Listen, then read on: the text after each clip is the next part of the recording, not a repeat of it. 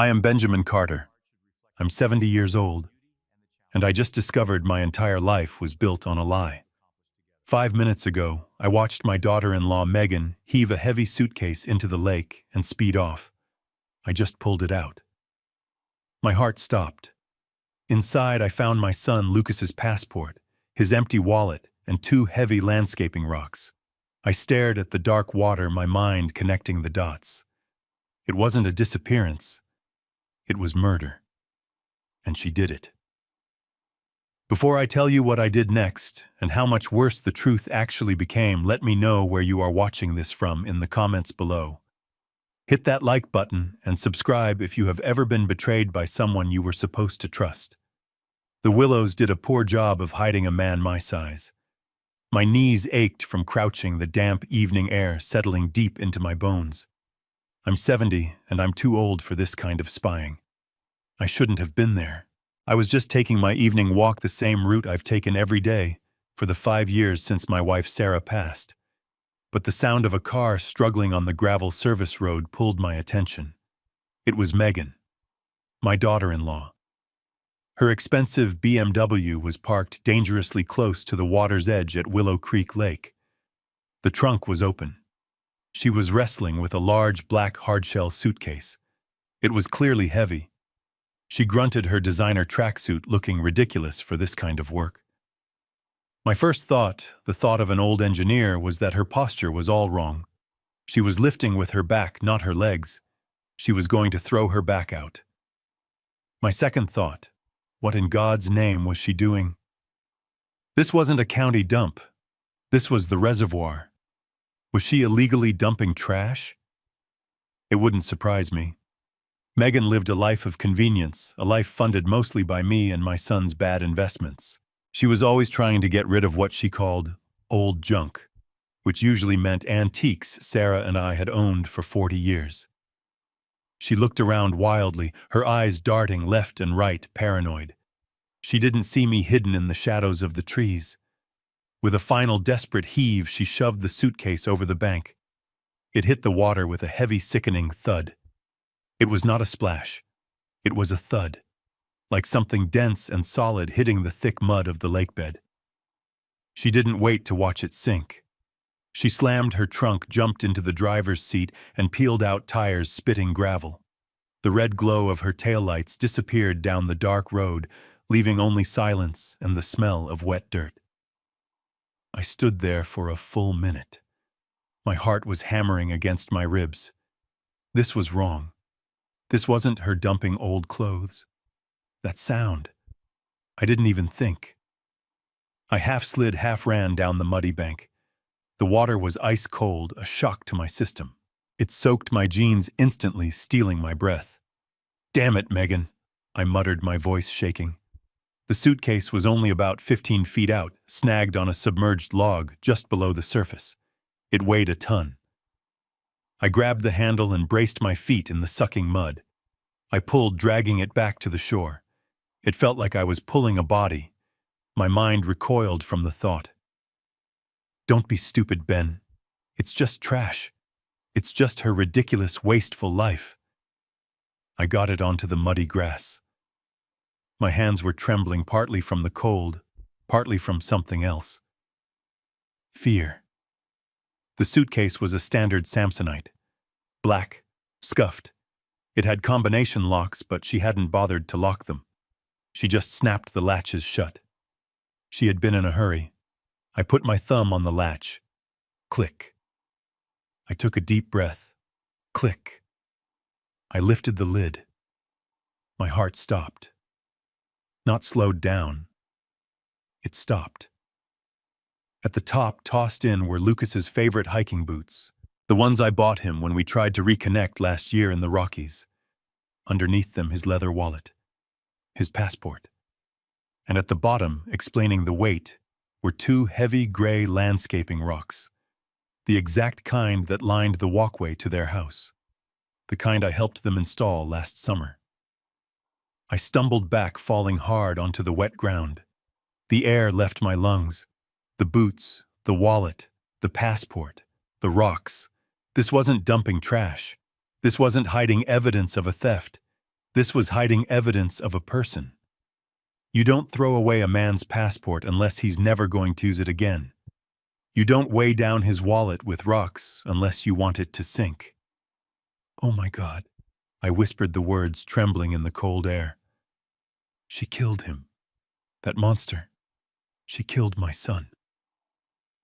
I sat there soaking wet, shivering, staring at the open suitcase. My son was gone. My boy. The one I had poured everything into. The one I had paid off $50,000 in gambling debts for just 6 months ago. My mind, the engineer's mind, tried to take over. Call 911. Call the police. This is a crime scene. But another part of me, the father, screamed. She's still out there. She's driving away. I pulled out my phone. My fingers were stiff and numb.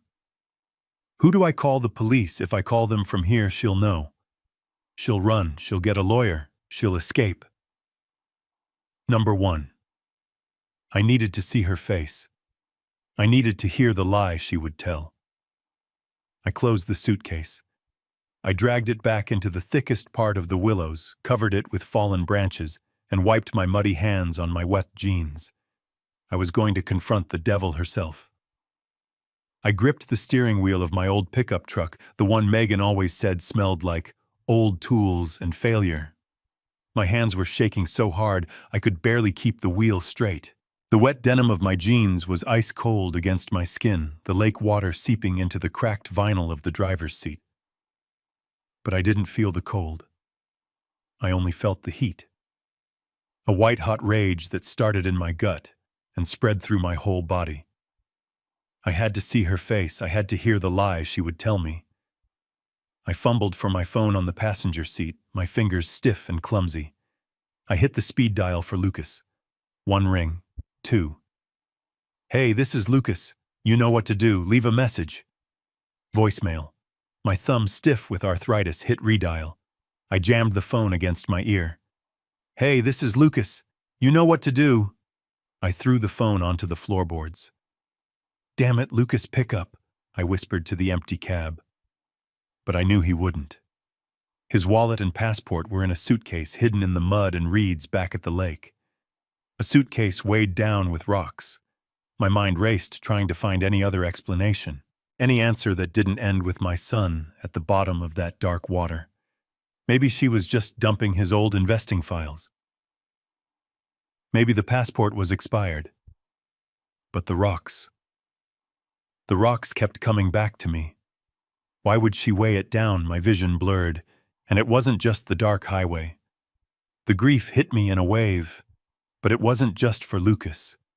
It was for Sarah, my wife Sarah. She's been gone 5 years. Cancer. It was fast. One day we were planning a trip to see the Grand Canyon, the next I was picking out a casket. Sarah was always the buffer between me and Lucas. She understood him. I never did. Since she died, I tried. God knows I tried to connect with my son. But we are built from different materials. I'm a structural engineer. I spent 45 years building bridges, believing in load-bearing capacities, in logic, in things you can touch. I see the world as a set of problems that need stable, practical solutions. Lucas sees the world as a casino. He calls himself an investor. Always chasing the next big thing. Cryptocurrency, high-risk stocks, the surefire bet. He lives on luck. I live on physics. And his luck always ran out. Just 6 months ago. 6. I got a call at 2 in the morning. It was Lucas. He was terrified. He owed $50,000 to some very bad people. A gambling debt. $50,000. I spent my entire life saving, building the nest egg Sarah and I were supposed to live on. And I signed it away in one afternoon, wiring my savings to a faceless account to stop some thug from breaking my son's legs. I drove to their house, that massive, gaudy 5-bedroom monstrosity in the suburbs that I had co-signed the loan for. I told him it was the last time. And Megan, my daughter-in-law, she stood there, arms crossed, watching me lecture him. She didn't even say thank you. She just looked at me with that cold, assessing stare she always has. She despises me. I know she does. She thinks I'm an old country timer, a relic. She hates this truck. She hates my old house. That was the real fight between us. She wanted me to sell the house, the one Sarah and I bought in 1978, the one we raised our children in, the one my wife died in. She wanted me to sell that sacred place cash out and move into the tiny guest room above their 3-car garage. It just makes financial sense, Ben, she'd said last month in that chirpy, soulless voice of hers. We could manage your assets better. We could all be one happy family. I refused. I told her I would die in that house. I'll never forget the look in her eyes. It wasn't disappointment. It was calculation. As if she was trying to figure out exactly how long that might take. And now this. The suitcase. The passport. The rocks. I turned onto their street. The cul-de-sac was dark, their house lit up like a beacon at the very end. She was home. Of course she was. She was probably making a cocktail, feeling relieved. My heart was a cold stone in my chest. What was I walking into if she was capable of that? What would she do to me? The man who just saw her commit an unspeakable act. The man who, if he'd just sold his house, would have given her millions. When I get to that door, what is she going to say? Does she know I saw her? Does she have a gun? I parked the truck 2 blocks away in the shadows and started to walk. Every step felt heavy. I wasn't just walking toward her house. I was walking toward the end of my life as I knew it. I still had the emergency key to their house. The brass key felt cold and sharp against my palm as I stood on their perfectly manicured walkway. Sarah, my late wife, had insisted we give them a key just in case of emergency. I guess this qualified. I didn't knock. I shoved the key into the lock, twisted it hard, and pushed the heavy oak door open. The house was silent, except for the bright, cheerful sound of a game show blaring from the living room. I followed the sound, my muddy boots squelching on their pristine white marble foyer. I was tracking lake water and dirt into her perfect house, and for the first time in my life, I didn't care. I found her. Megan. She was lounging on a giant white sectional sofa, her feet tucked under her, scrolling through her phone with one hand and holding a glass of white wine in the other. She looked up as my shadow fell across the room, her face twisting in annoyance. Ben, what on earth? You nearly gave me a heart attack. I thought you… Where is he? My voice didn't sound like my own. It was low, gravelly. The voice of a man who had just dragged a 70-pound suitcase out of a lake. She sat up, placing her wine glass on the coaster. Where is who, Ben? You're tracking mud all over the carpet. Are you okay? Lucas? I took a step closer, leaving another wet footprint. Where is Lucas? I called him. It went straight to voicemail. And I just saw you, Megan. I saw you at the lake. What did you throw in the water? The color drained from her face. I saw it. For 1 second, her eyes were wide with pure, cold panic. She knew she'd been caught. And then just as quickly, the mask went up. Her face crumpled. Her perfectly shaped lips quivered. She put her hand to her mouth, and her shoulders began to shake. It was a performance. But it was a damn good one. Oh God, Ben, she sobbed, burying her face in her hands. You saw me. I didn't know what to do. I was so scared. I didn't move. I am an engineer. I wait for the data. What did you do, Megan? We had a fight. She wailed, the tears now flowing freely. A terrible, terrible fight. I kept my voice hard like stone. About what? Money, she yelled, looking up at me, her face a perfect mask of tragedy. What else is it ever about, Ben? Money. He lost again. Another one of his surefire investments. He told me he'd lost everything. He said he needed space. He said he was going away for a few weeks, maybe longer. He turned his phone off, Ben. He just left. She was good. She wove in the truth, the money, the fights to make the lie sound solid. But my mind flashed back to the passport, the wallet, the rocks. A man who needs space doesn't leave his passport behind. I had to test her. I had to see how deep the lie went. I softened my voice, shifting my own role from accuser to concerned father-in-law. Okay, honey, calm down. I walked a step closer, pretending to be on her side.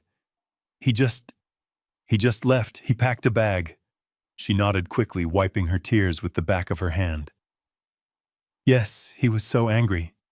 He just started throwing things into a bag. I set the trap. My voice was gentle. Which one? Which suitcase did he take? She looked confused by the question, as if she was quickly running calculations in her head. Which one? His usual one. She hesitated. The blue navy one. The carry-on he always takes on business trips. He packed it this morning and just stormed out. I froze. The entire world narrowed down to those two words. Blue navy. The suitcase I pulled from the lake was black. A large hardshell Samsonite. Not a carry-on. She lied. She wasn't just hiding something. She had invented a completely different story. My first theory that she had killed him was suddenly shaky. Why lie about the suitcase? If she'd killed him and dumped his things, she would have described the real suitcase. She wouldn't have invented a fake one. My mind was spinning. What was happening? This wasn't a simple lie. This was a complex one. I forced myself to play along. I had to get out of there. I now possessed a piece of information that she didn't know I had. I put my hand on her shoulder. She flinched, but I faked the gesture of comfort. Okay, Megan. Okay. That sounds like Lucas.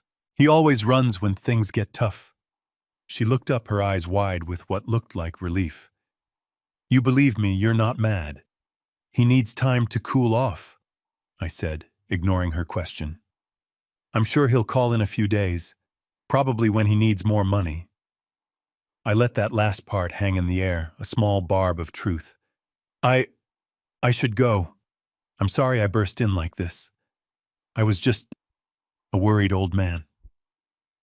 No, Ben, thank you for coming, she said, walking me to the door. Suddenly the perfect, caring daughter-in-law again, relieved that the old fool had bought her story. We'll get through this. I walked out into the cool night air. I got back in my truck and sat in the darkness, the smell of lake water and mud filling the cab. My mind was clear. She lied about the suitcase. She lied about the color. She lied about the size. If Lucas had left, why did she throw that other suitcase in the lake? And if he didn't leave, why was she lying about him leaving? Why did she lie about that specific detail? I walked back to my truck, the mud from the lake drying and stiffening on my pants. I didn't look back at the house. I got in the cab of the old pickup, smelling of lake water and my own fear. I didn't start the engine right away. I just sat there in the darkness, 2 blocks down from their perfect house on their perfect street. Blue navy. She said it was a blue navy carry-on. The suitcase hidden under a tarp in the back of my truck, the one I had just dragged from the lake, was a 30-inch hardshell Samsonite, and it was black. She lied. My heart wasn't racing anymore. It settled into a low, heavy thud. It wasn't a mistake. It wasn't a slip of the tongue in a moment of panic. You don't misremember the color and size of the suitcase your husband packed when he stormed out just that morning. You don't mistake a small blue bag for a large black one. It was a deliberate, calculated lie. I started the engine. My hands were steady on the wheel now. The shock was gone. The grief was gone. All that was left was the cold, hard logic of an engineer. When a structure is compromised, you don't grieve. You find the flaw. And Megan's story was full of flaws. I drove home back to the small brick house Sarah and I bought in 1978. My sanctuary. The entire drive I analyzed the data. Flaw number 1. The suitcase color. She lied. Flaw number 2, the contents. If Lucas was running away, why throw his passport in the lake? He loved talking about escaping to Costa Rica or Switzerland. He couldn't get past the airport parking lot without that passport. Flaw number 3, the wallet. It was empty. No driver's license, no credit cards. Who storms out of their life with no money and no ID? Flaw number 4, Megan herself. My mind went back 6 months. I was sitting at that same kitchen table where she had just performed her breakdown for me. I had just signed the check. $50,000. It was almost everything I had left from my retirement savings. This is the last time, Lucas, I had said, my voice shaking with shame for him. You are breaking your mother's memory. Lucas, my son, just stared at the table, unable to look me in the eye. But Megan had watched that check pass from my hand to his with cold, assessing eyes. She hadn't said a word. She didn't thank me. She didn't look grateful. She looked disappointed. Later that night, when they thought I was asleep in the guest room, I heard her whispering to him. Her voice was sharp, like broken glass. 50. That's all you got out of him. He's sitting on that house, Lucas. It's worth millions. Why didn't you just ask for the full 70? He would have paid it. He's a sentimental old fool. She wasn't a grieving wife. She was an opportunist. She was a predator who saw me, her father-in-law, as a resource she hadn't fully tapped. I pulled into my garage and hit the button. The door rumbled shut, sealing me inside with my tools, my blueprints, and the truth. The black suitcase was sitting on my workbench where I'd left it. I had hosed off the worst of the mud. It looked sinister under the single fluorescent bulb. Her story didn't add up. It was sloppy. Too sloppy. If Lucas just left, why throw any suitcase in the lake? If she had killed him? Why lie about the type of suitcase? Why invent a blue one when the real black one was right there? It felt like a deliberate misdirection. It felt like she wanted me to be confused. I stared at the suitcase. It was sitting there, mocking me. The lie wasn't just sloppy. It was wrong. A horrible thought crept into my mind. What if I missed something? I looked at the suitcase again. I had pulled it out of the water. I had opened it. I had seen the boots, the empty wallet, the passport, the landscaping rocks. I was so focused on the implication of those items that I hadn't looked closer. I'm 70 years old. My eyes aren't what they used to be, but my mind is sharp. My mind builds bridges that are still standing after 50 years. I find flaws in structures, and I had missed a flaw. I walked over to the workbench and put on my heavy-duty reading glasses. I wasn't just looking at the contents anymore. I was going to examine them. I picked up the muddy passport. I flipped through the pages. What did I miss? I picked up the empty leather wallet. I ran my fingers along the seams. I checked the boots. I must have missed something. I needed to check that suitcase again, not as a grieving father, but as an engineer analyzing a catastrophic failure. I needed to know why she lied about the color. I couldn't sleep. The lie just sat in my stomach like bad food. Blue navy. Blue navy. Why lie about that? I lay in bed staring at the ceiling, listening to the old house creak. The clock on the nightstand clicked over. 3:58 a.m. 3:59. At 4 a.m. on the dot, I was out of bed. My joints popped in protest. I didn't turn on the lights. I pulled on the same muddy jeans from the night before. They were still damp and cold on the floor. I grabbed my heavy work boots. This felt insane. A 70-year-old man, a grandfather, sneaking out of his own house in the dead of night. I felt like a thief. I felt like a fool. But I'm an engineer. I've spent my entire life looking at structures, finding the weak points. Megan's story was a badly designed bridge, and I had just found the hairline fracture. The lie about the suitcase. Now I had to go back and apply pressure to that fracture. I had to see what else I missed. I needed data. I needed the truth. The drive back to the lake was different. The first time I was panicked, grieving. Now I was focused. The roads were empty. The town was asleep. The darkness felt like a shield. I parked the truck in the same spot 2 blocks away, but this time I grabbed a heavy-duty flashlight from my toolbox. I walked back to the service road. It was pitch black. The only sound was the crunch of my boots on the gravel and the distant hum of the highway. My breath plumed in the cold air. I found the spot. The willows were thick. I pushed my way through, my heart starting to pound again. What if she came back? What if she realized she'd been seen and came back to move it? But no, there it was. I shined the flashlight on the bush where I'd hidden it. The black hardshell suitcase was still there, covered in the branches I'd thrown over it. It was streaked with mud and wet leaves. I grabbed the handle. It was just as heavy as I remembered. I had to drag it, my boots slipping in the mud, my lower back screaming in protest. I'm not a young man. This was hard work. I grunted, pulling it inch by inch up the embankment. I wasn't just pulling a suitcase. I was pulling a secret. This was crazy. I should be calling the police. What was I doing, tampering with potential evidence, but evidence of what? If I called them now, they would ask Megan, and she would tell them the Blue Navy story. She would cry, she would play the victim, and they would look at me, the sentimental old fool who was muddy and confused at 4 a.m, and they would believe her. Number 1. I couldn't let that happen. This was my son, my family, my problem to solve. I got the suitcase to the top of the embankment and hauled it over to the truck. It took me 3 tries to lift it into the bed. My shoulder twinged. I was breathing hard, leaning against the tailgate. I looked around.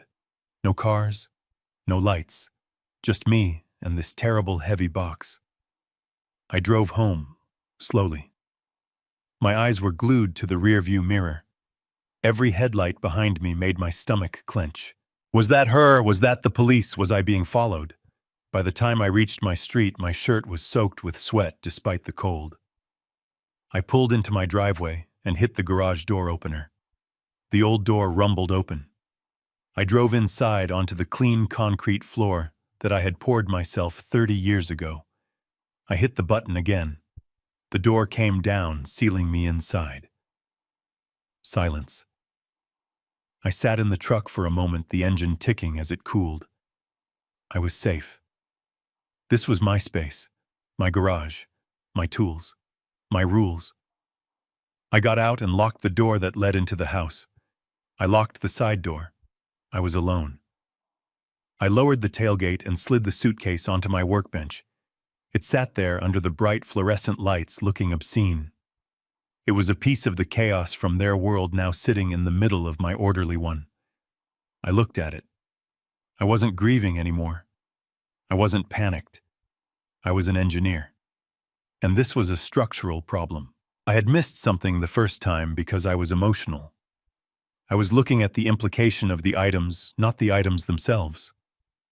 I was looking at the passport and thinking, he's dead. This time I was going to be different. I was going to be methodical. I was going to analyze every piece of data. This time, I was going to check every millimeter. I put on my heavy-duty reading glasses and snapped on a pair of nitrile gloves. This was no longer just my son's luggage. This was evidence. Under the harsh fluorescent lights of my garage, I opened the suitcase again. The smell of lake water and mud was strong. I carefully removed the items one by one, laying them out on a clean plastic tarp I'd spread on the workbench. The 2 landscaping rocks, heavy gray jagged, identical to the ones in Megan's garden. They were the ballast, designed to sink the case. The hiking boots, his favorites, still damp. A pair of jeans, a crumpled t-shirt. His DOP kit, toothbrush razor. The mundane details of a life, and then the core items, the wallet, the passport. I examined the passport first. It was his, Lucas Carter. The photo was him smiling that easy smile he always had, the one that got him out of trouble, the one that always made me give in. It was valid. It wasn't expired. Absolutely no one throws away a valid passport if they are running away. I picked up the wallet, a worn leather bifold. I opened it. Empty. No cash. No credit cards. No driver's license. She had wiped it clean. Why, if you're staging a murder, why take the driver's license but leave the passport? It felt inconsistent. I ran my fingers along the seams of the wallet, checking for hidden pockets. Nothing. I turned my attention back to the suitcase itself. It was empty now, just a large black shell, the silk lining stained with mud and water. I ran my hands along the inside, feeling every inch of the fabric. I pressed down. I felt the rigid frame underneath, and then I felt it. Under the lining at the very bottom, there was a small square lump that shouldn't have been there. It wasn't part of the suitcase frame. It was something under the lining. My heart started that low, heavy thud again. I went to my pegboard and grabbed my utility knife. With a steady hand, the hand of a man who has cut precise lines for 50 years, I sliced the silk lining. I cut a careful square around the lump. I peeled the wet fabric back. It wasn't much. It was a single piece of paper folded into a tiny, tight square shoved deep into the insulation of the suitcase. It was damp, but the ink was still legible. My hands shook as I unfolded it. It was a parking ticket. A receipt from the long-term parking garage at O'Hare International Airport. My eyes scanned the details. Entry date yesterday. 10:32 a.m. Garage C. This made no sense. My mind was racing, the pieces clicking into place like tumblers in a lock. Megan's story. Lucas left this morning with a blue carry-on. That was a lie. My first theory, Megan killed him and dumped his belongings. But if she killed him, why was there a parking ticket from yesterday? Did she kill him at the airport? No. That was too public, too risky. My second theory, Lucas killed himself, and Megan found his things and dumped them. But that didn't fit either. Why would he drive to the airport, pull a ticket, and then kill himself? And why would Megan lie about the blue suitcase, the ticket? The ticket was the key. He entered the parking garage yesterday at 10:32 a.m. He parked his car. He took his suitcase, the black one. And then what? He met someone. He met Megan, and what about the empty wallet and missing driver's license? The car. The car had to still be there. If Lucas drove to the airport and parked his car and this suitcase ended up in the lake, then the car was still at O'Hare. A new wave of cold, different from the lake water, washed over me. This was worse than I thought. This wasn't a simple, panicked crime of passion. This was planned. The lie about the blue suitcase, the empty wallet, the passport, the rocks. It was all noise, it was all misdirection. Megan wanted me to think one of two things: that he ran away or that he was dead. But this ticket, this suggested a third option I couldn't yet see. I looked at the clock on the garage wall. 4:52 a.m. I ripped off the gloves. I grabbed my keys. I didn't bother to change out of my muddy jeans.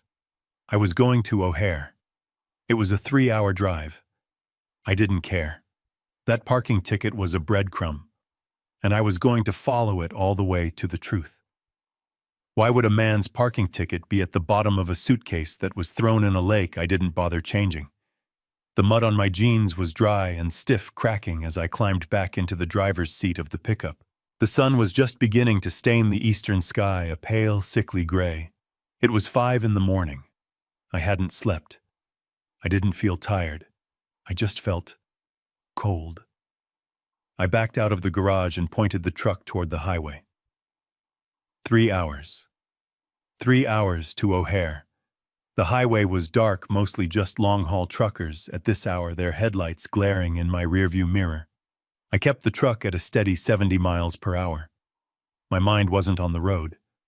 It was on Lucas. He always had those big dreams. He was obsessed with Switzerland.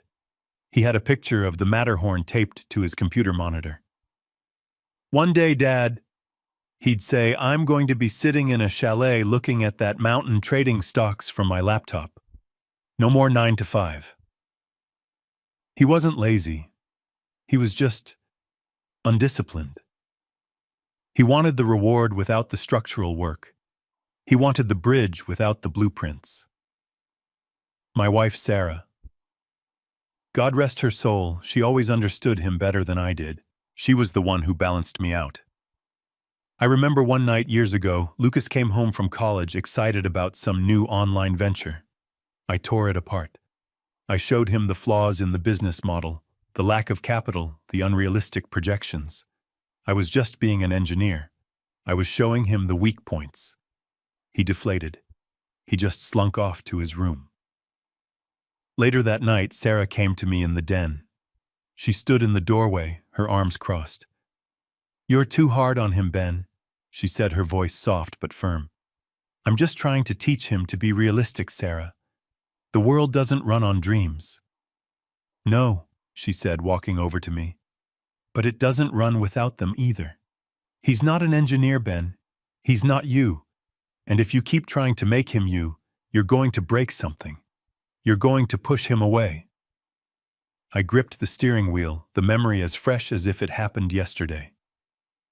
Maybe she was right, I whispered to the empty cab. Maybe I did break him. My mind flashed to 6 months ago. The last time I saw him clearly.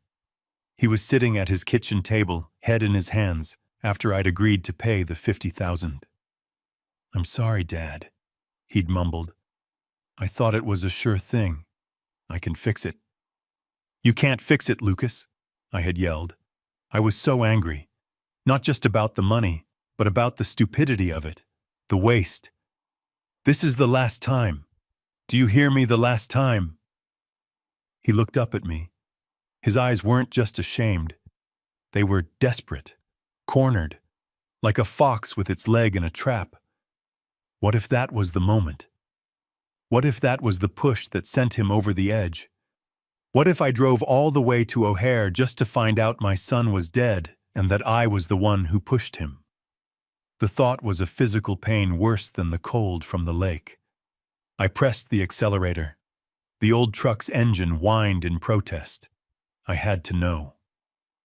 The sun was fully up when I saw the signs for O'Hare International, the sheer scale of the place. Jets roared overhead one after another, taking people to their destinations, taking them to Switzerland, to Costa Rica. I followed the signs for long-term parking. The ticket in my pocket, the damp, folded square that felt like a death warrant, said Garage C. I pulled up to the gate. I took a ticket from the automated machine. The barrier arm lifted. I drove into the concrete maze. It was vast. Floor after floor of cars, thousands of them, all covered in a thin layer of dust. Each one a story. Each one a person who had left expecting to come back. Garage C. I found the section. I drove slowly down the first aisle, then the second. My eyes scanned the license plates, my heart pounding a frantic rhythm against my ribs. I was looking for his black BMW, the one I had co-signed for. The one Megan hated because she wanted a newer model. This was it. I was here. The answer was somewhere in this concrete tomb.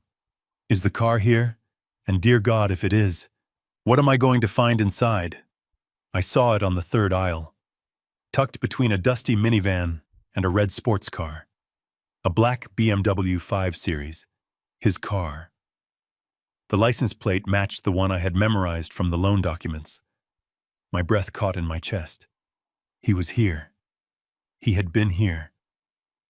I parked my truck 10 spaces away and just sat there staring at it. The dust on its windshield was undisturbed. It had been sitting here since yesterday morning, just as the ticket implied. My legs felt like lead as I got out of the truck. Every step was heavy. I was walking toward an answer, and I was terrified of what I would find. I fumbled in my pocket for my keychain. It holds all my keys, my house key, my garage key, and a spare key to that BMW. I have it because I co-signed the loan. Lucas was always forgetting his keys, locking himself out. Sarah used to laugh about it. I just found it irresponsible. Now that irresponsibility was the only thing that would let me in. I reached the car. I looked through the tinted window. I couldn't see much, just the dark outline of the empty seats.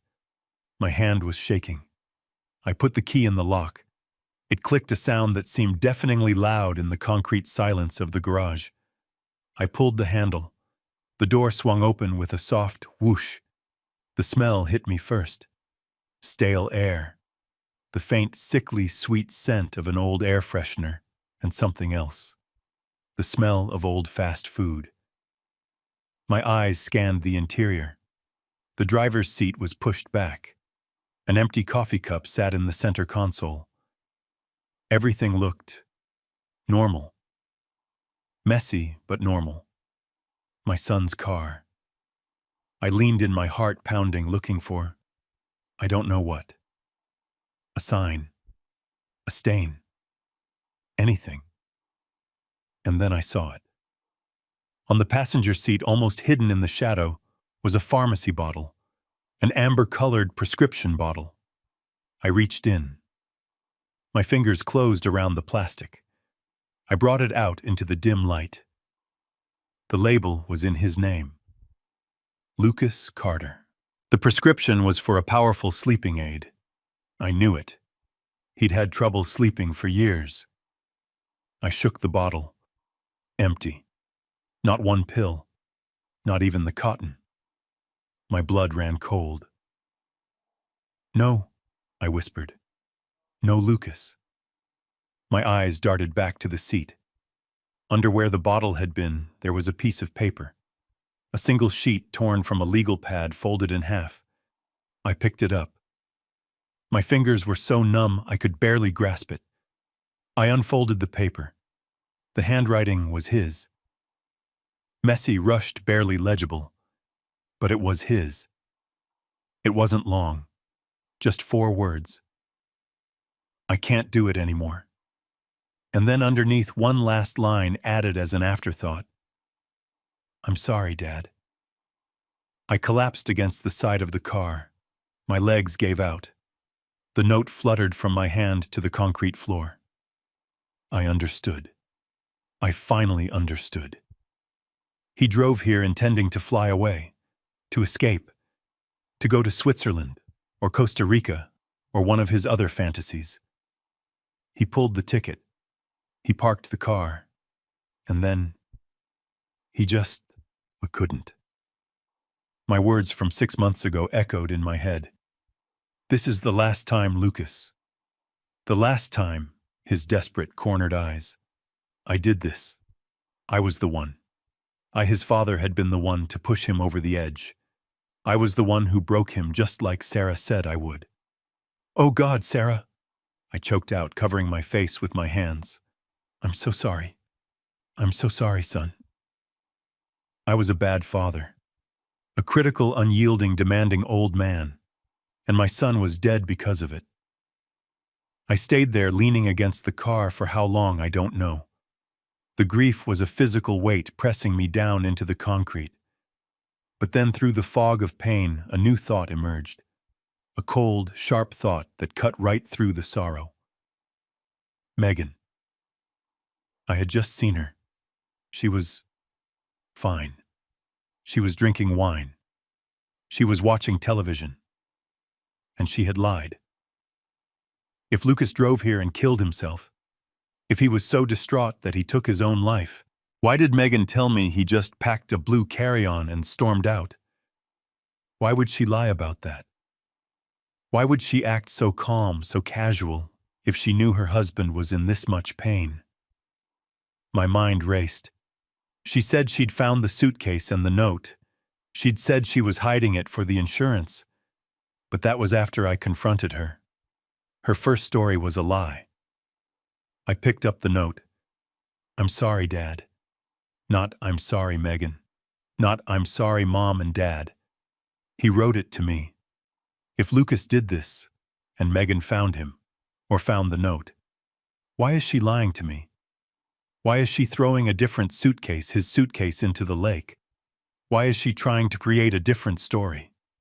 If my son is dead, why is his wife lying about how he disappeared? I dialed her number. She picked up on the second ring, her voice sickeningly cheerful. "Ben, is everything okay? Did you forget something?" I couldn't breathe.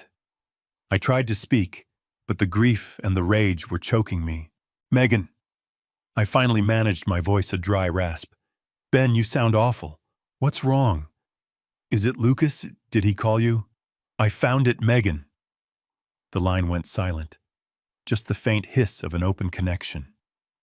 "Found. Found what, Ben? I don't—" "The car," I said, my voice breaking. "I'm at O'Hare. I found his car." I heard her sharp intake of breath. "And I found the note, Megan. I found the bottle." I waited. I heard a sound, a muffled thump, like she had dropped the phone or stumbled. Then her voice high-pitched, frantic. "What? No? What note? What are you talking about? I don't know anything, I swear." It was the same fake panic as last night. "Stop it!" I yelled, slamming my fist against the dashboard. "Just stop lying. I know he's gone, Megan. I know he killed himself. I saw the note. I saw the empty pills. He's gone." The silence on the other end was different this time. It wasn't confusion. It was calculation. Then came the wail. It was a terrible theatrical sound, a performance of grief so loud it distorted the phone's speaker. "Oh my God, no, no, he didn't. Ben, I didn't know what to do." This was it. The second lie. The real story. "What are you hiding?" I demanded. "I didn't know where the car was. I swear," she sobbed. "I didn't, but—" "Okay, yes, I lied. I lied last night." "Why, Megan?" "Why lie about the blue suitcase?" "Because I panicked." She screamed. "Okay, I panicked. I found the suitcase, the black one, in the garage. He left it there with the note on top. The note, Ben. The one you found." I stayed quiet. I let her talk. I let her dig the hole deeper. "I saw the note," she rushed on. "I saw the pills were gone. I knew what he'd done. And I broke Ben. I didn't know what to do." "So you threw his things in the lake?" I asked, my voice cold. "Yes. No, I mean, yes, I just thought, oh God, Ben, we're drowning in debt. You know that. You paid the 50,000, but that was just the start. There's more, so much more. And I thought about the insurance. There it was. The truth, or at least a truth." "The life insurance," she sobbed. "It's $5 million, Ben. But it has a clause. It won't pay out for suicide in the first 2 years. We've only had the policy for 18 months. If the police found that note, if they ruled it a suicide, we'd get nothing. We'd lose the house. We'd lose everything." I closed my eyes. It was monstrous. It was ghoulish. It was her. "So you faked a disappearance," I whispered, the pieces falling into place. "I was just trying to buy us time," she cried. "I was just trying to make it look like he'd disappeared, like he'd run off, so that after a few months we could claim the insurance. I was trying to protect our future. Ben, I was doing it for us." I sat there in the driver's seat of my son's car in the concrete tomb where he died, listening to his wife explain how she had desecrated his memory for money. "The suitcase," I said, "the one I saw you throw, the black one. Yes, I just grabbed his things he'd left behind. I put rocks in it. I threw it in the lake. I was going to call the police in a few days and pretend to be a worried wife. I lied about the blue one because you scared me. I just said the first thing that came to my mind. It all made a terrible, awful kind of sense. It was ruthless. It was cold. It was calculating. It was exactly who Megan was. The woman who saw my $50,000 bailout as a down payment. I finally understood. My son was dead, driven to it by debt and despair, and his wife was just a vulture picking over the bones trying to profit from the tragedy. I took a deep, shuddering breath. Megan, I said, my voice heavy, you have made a terrible, terrible mess. But I understand. The money, I understand. You do. Her voice was suddenly full of relief. Oh, Ben, thank you. I knew you would. We can fix this right. We can. I have to go, Megan, I said. I'm still at the airport. I have to call the police. I'll tell them I found the car. I won't mention the note. We'll stick to your story. That he's just missing. Thank you, Ben, thank you. You're a good man. You're saving us. I hung up the phone. I sat in the silence. My hand was steady now. The grief was gone, replaced by something cold and hard. She was lying. She was still lying. Her new story, the insurance story, it was just as flawed as the first one. Because if she found the suitcase and the note in the garage, and she threw the suitcase in the lake, why was the note here in the car at the airport? And if she was trying to fake a disappearance, why would she throw away his passport?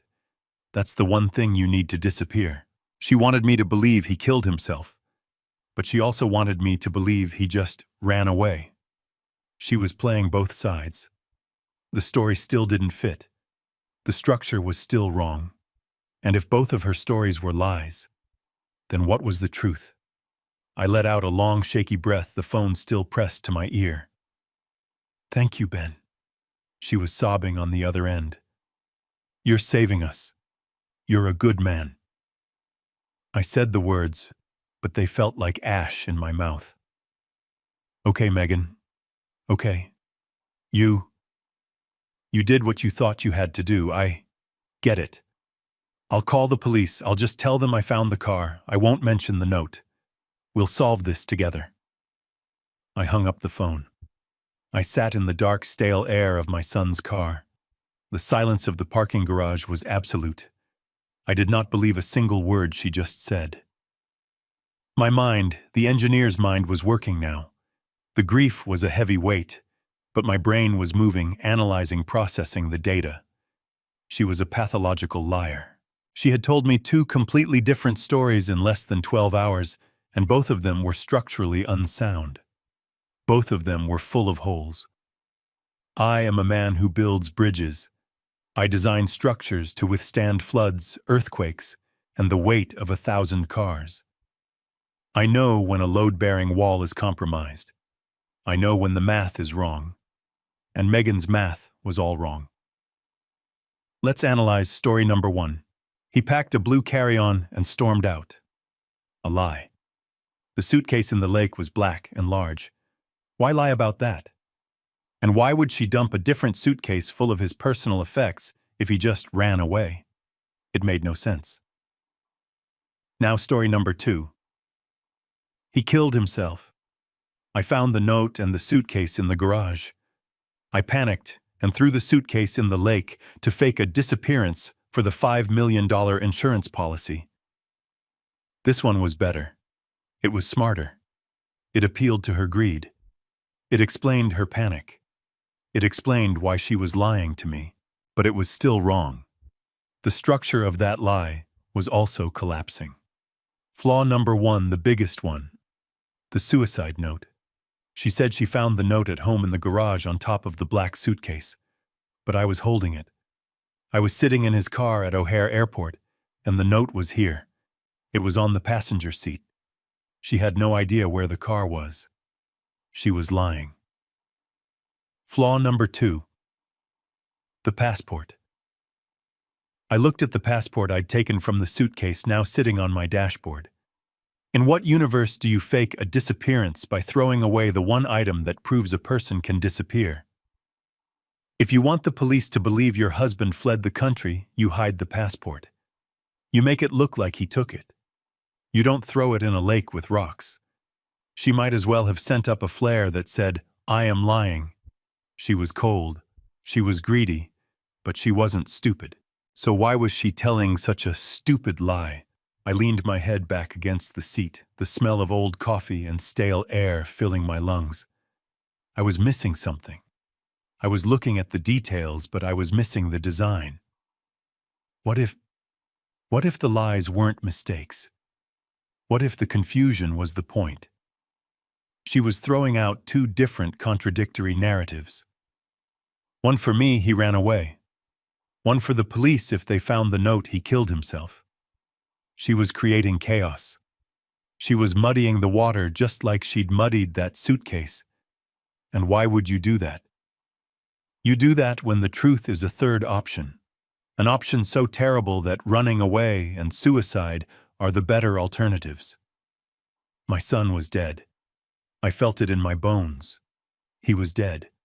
And his wife wasn't just covering it up for insurance. She was staging it. She was creating a narrative.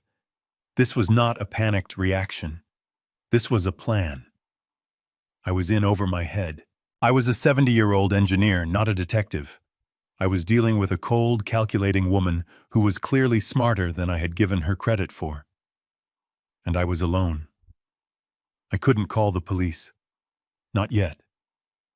Megan had already poisoned that well.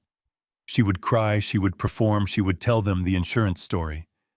And I was the one who had tampered with the evidence. I was the one with the muddy suitcase in the back of my truck.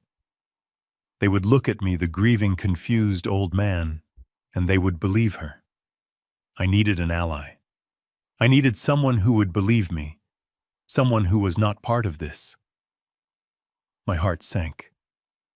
There was only one person. I pulled out my phone. I scrolled past Lucas, past Megan, past my hardware store contacts, until I found the name. Lila, my daughter. I hadn't spoken to Lila in 2 months. Not really. I'd missed her son's birthday last week. I always focused on Lucas. Lucas was the project that always needed fixing. He was the unstable bridge that took all my attention. Lila, she was the stable one. The nurse, the one with the good husband and the 2 great kids. The one who never asked for anything. And because she never asked, I never gave.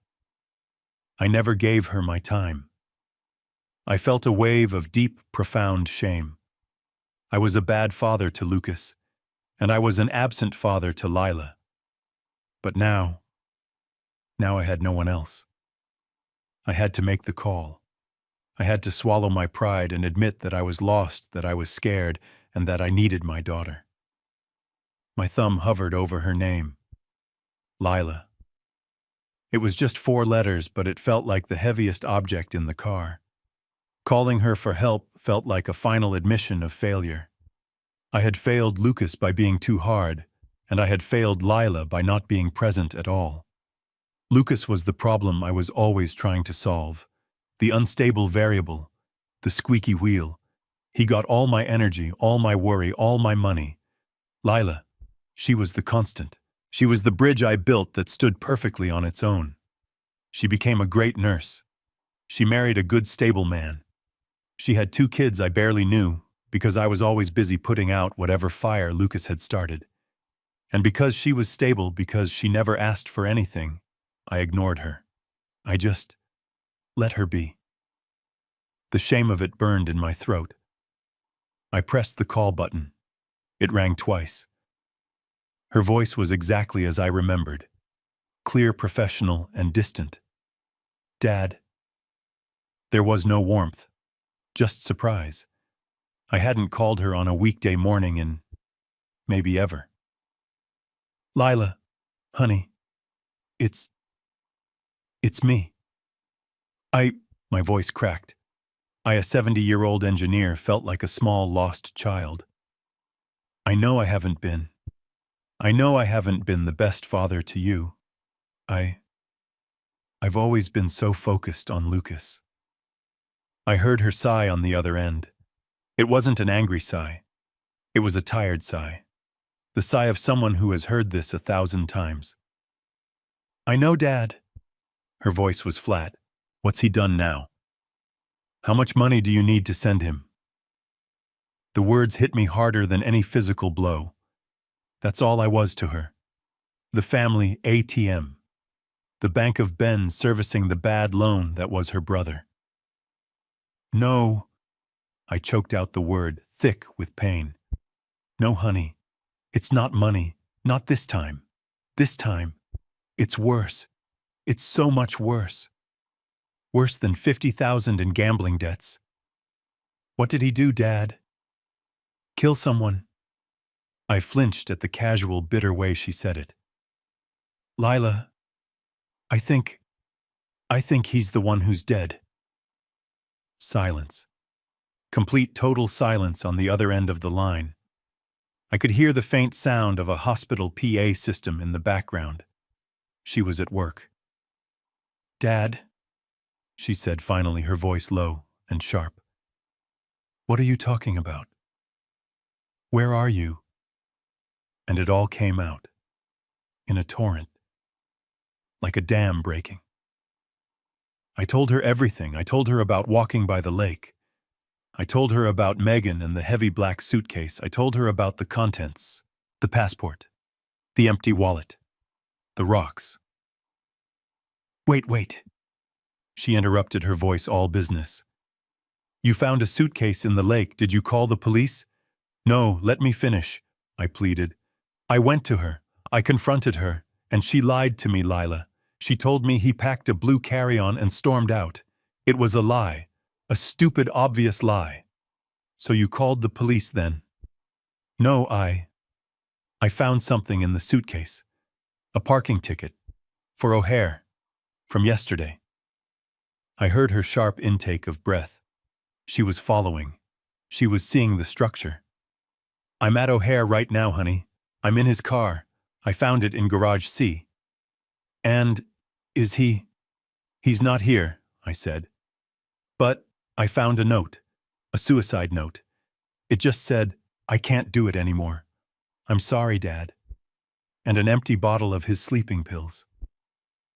This time the silence was longer. I heard her walking, the sound of a door closing.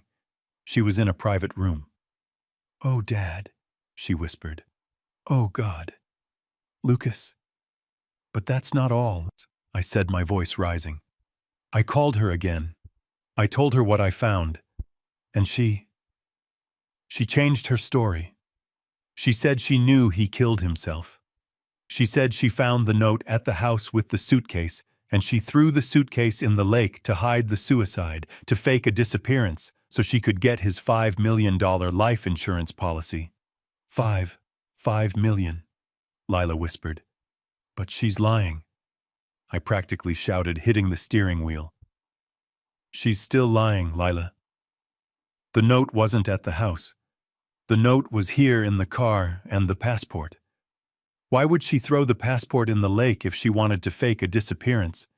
None of it makes sense, not story 1, not story 2, they're both full of holes. I was out of breath. I had laid all the data on the table. I waited. I heard her breathing slow and steady. She wasn't grieving. She was thinking. She was the nurse in the emergency room assessing the trauma. Dad, she said, and her voice was no longer distant. It was cold. It was focused. You're right. None of that makes sense. She's playing you. She's creating chaos. What do I do, Lila? I'm alone in this. No, you're not, she said.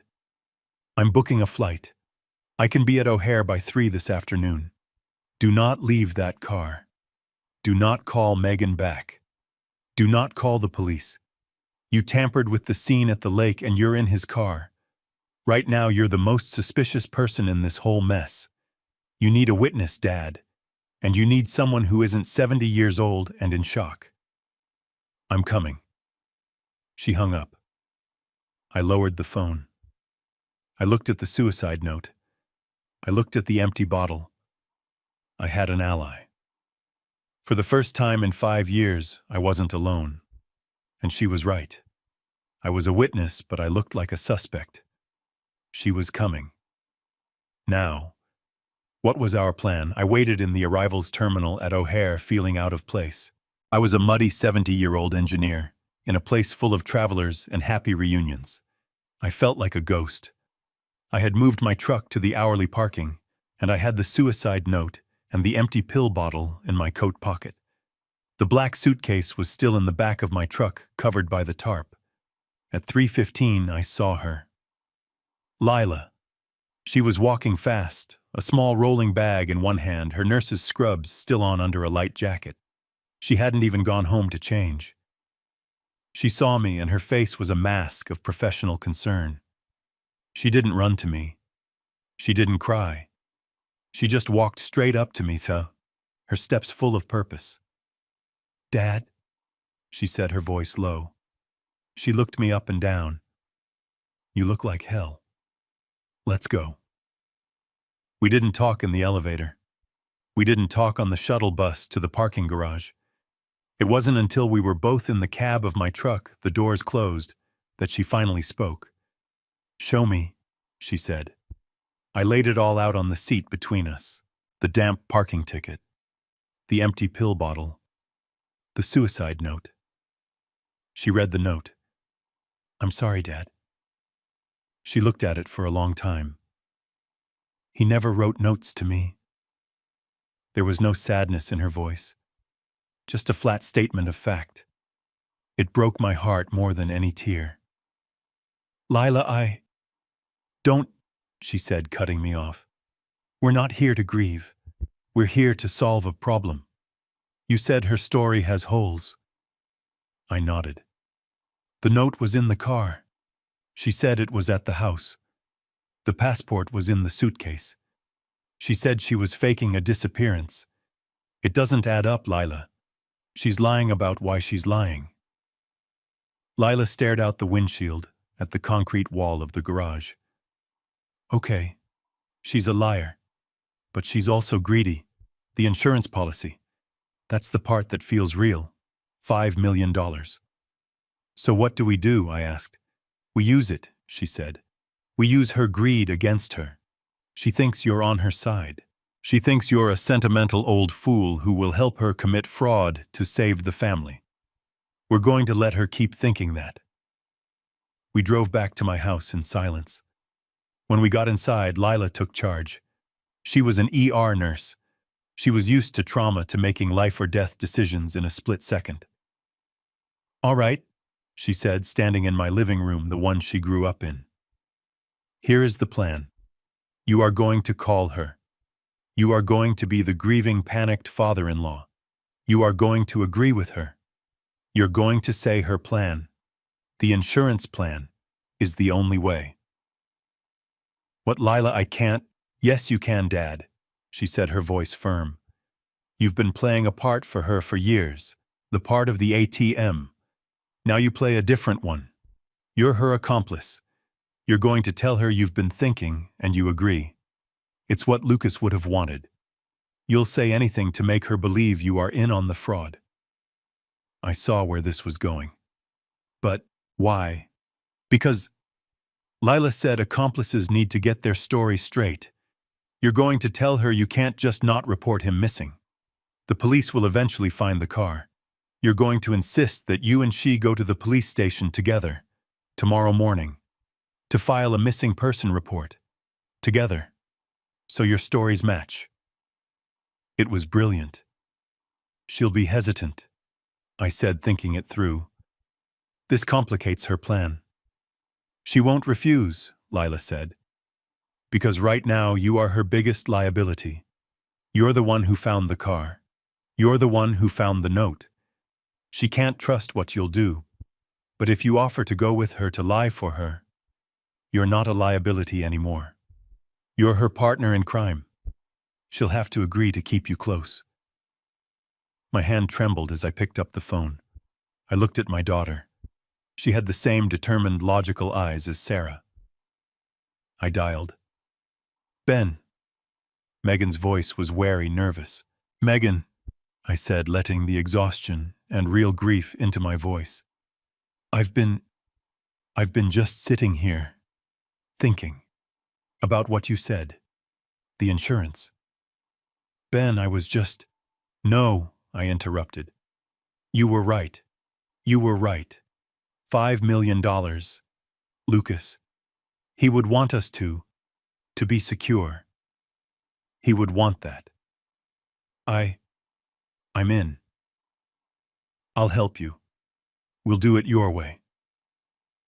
I heard her let out a long, slow breath on the other end. A breath of pure relief. Oh, Ben. Thank you. I knew you'd understand. I knew it. But Megan, I said, we have a problem. I'm here, at O'Hare. I found the car. I can't just not report it. The parking garage will report it eventually. The police will find it. We need to get ahead of this. What? What do you mean? She asked, her voice sharp again. I mean, we need to go to them, together. We'll go to the police tomorrow. We'll tell them. We'll tell them the story you told me, that he was depressed, that he talked about leaving, and that I came here looking for him and found the car. We'll just leave out the part about the note and the pills. We'll make it look like a voluntary disappearance. She was silent. I could hear the gears turning in her head. She was trapped. She couldn't say no. If she said no, I might panic and tell the police the truth about the suicide, ruining her insurance plan. Together, she asked.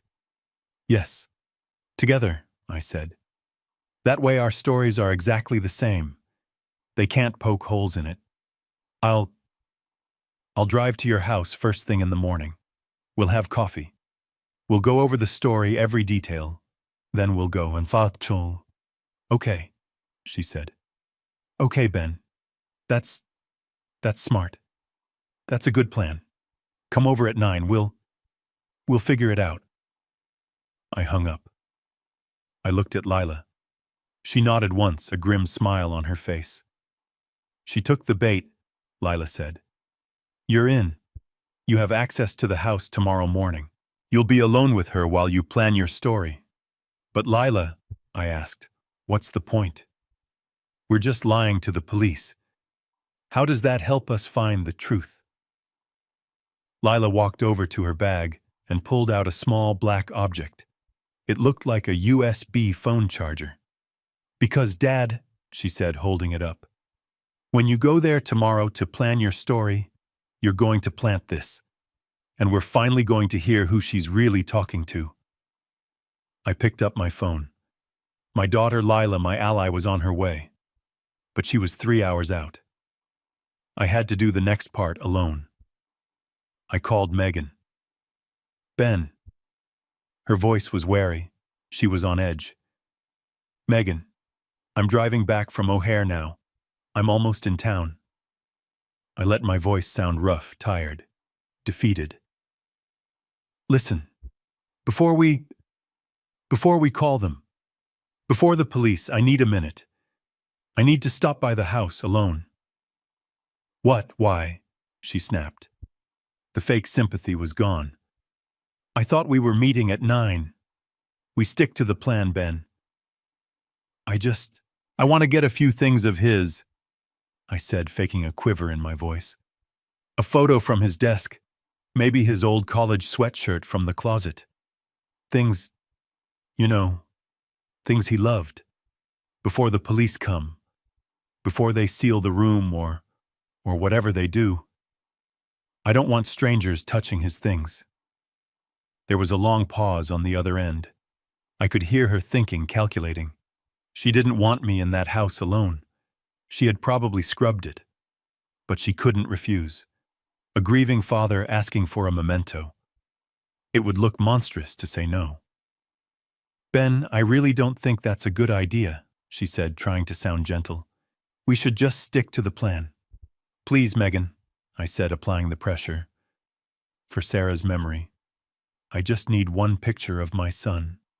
I won't be long. 15 minutes. Then we can do what we have to do. We can go to the station. Another pause. Then a sigh of exasperation. Fine. Fine, Ben. 15 minutes. But I'll be here. I'm a mess. I shouldn't be alone anyway. I'm on my way, I said, and hung up.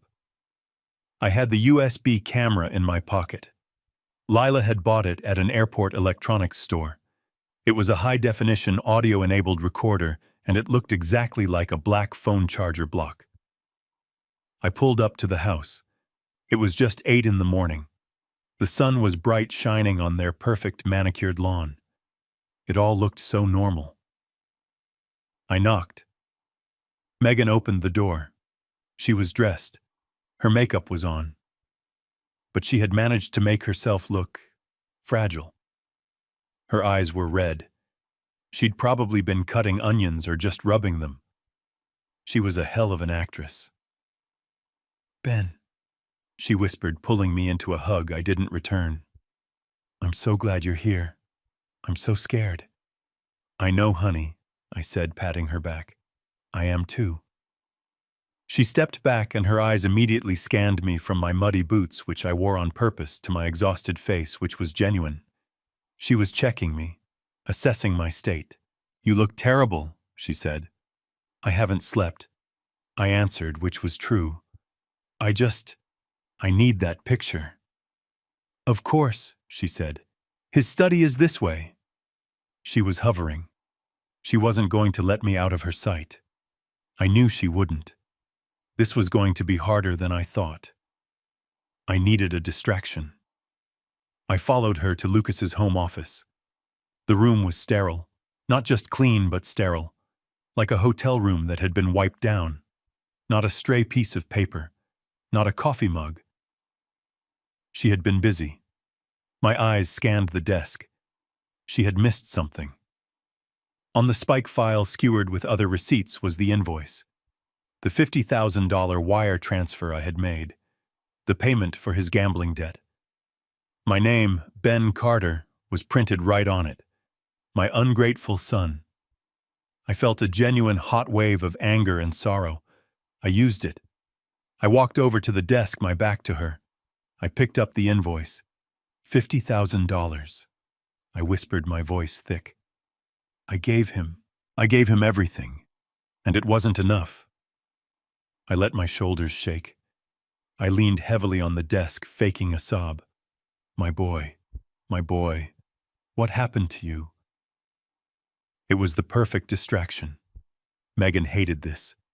She hated real, messy emotion. Ben, she said, her voice sharp and uncomfortable. Ben, please don't. That's not helping. We need to be strong. We need to focus. I'll go make us some coffee. We have to be ready for the police. I heard her footsteps hesitate, then retreat. I'll be right back. Just take your minute. The second I heard the sound of the Keurig machine whirring to life in the kitchen, I moved. I didn't go for a photo. I walked straight out of the study, through the hall, and into the main living room. I knew the layout. I knew where she sat. The white sectional sofa. I knew where she charged her phone. There was an outlet right behind the end table next to the sofa arm. I had maybe 30 seconds. I walked over. A floor lamp was plugged into the top socket. The bottom socket was empty. I pulled the small black USB camera from my pocket. My hands, the hands of an engineer, were perfectly steady. I slid the device into the outlet. A tiny blue light flickered once, then went dark. It was active. It was on. The tiny pinprick-sized lens had a perfect wide-angle view of the entire sofa, the coffee table, and the doorway to the kitchen.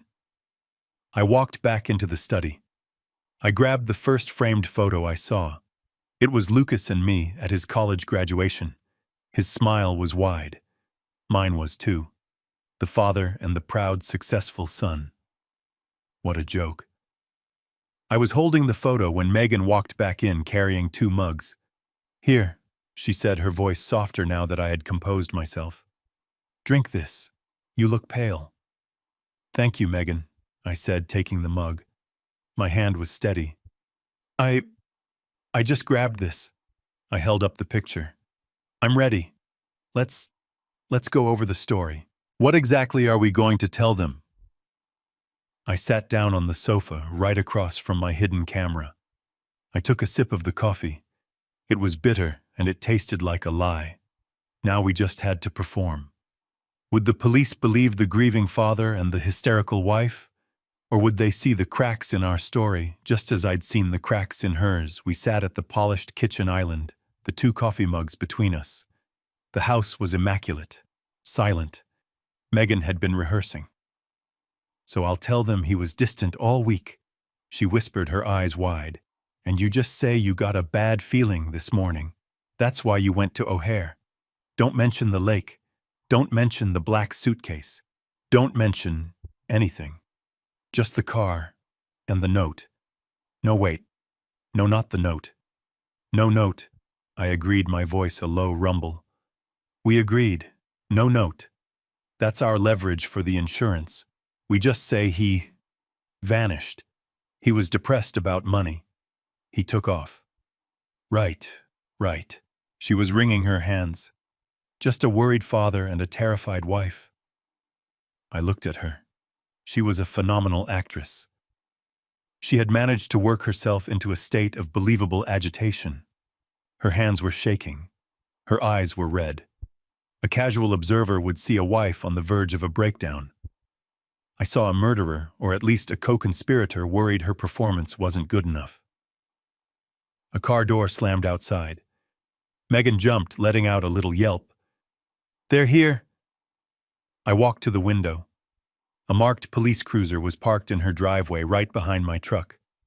2 officers were getting out. One was older with a tired face. The other was young, alert, his hand resting near his belt. "Okay," I said, turning to her. "Let me do most of the talking.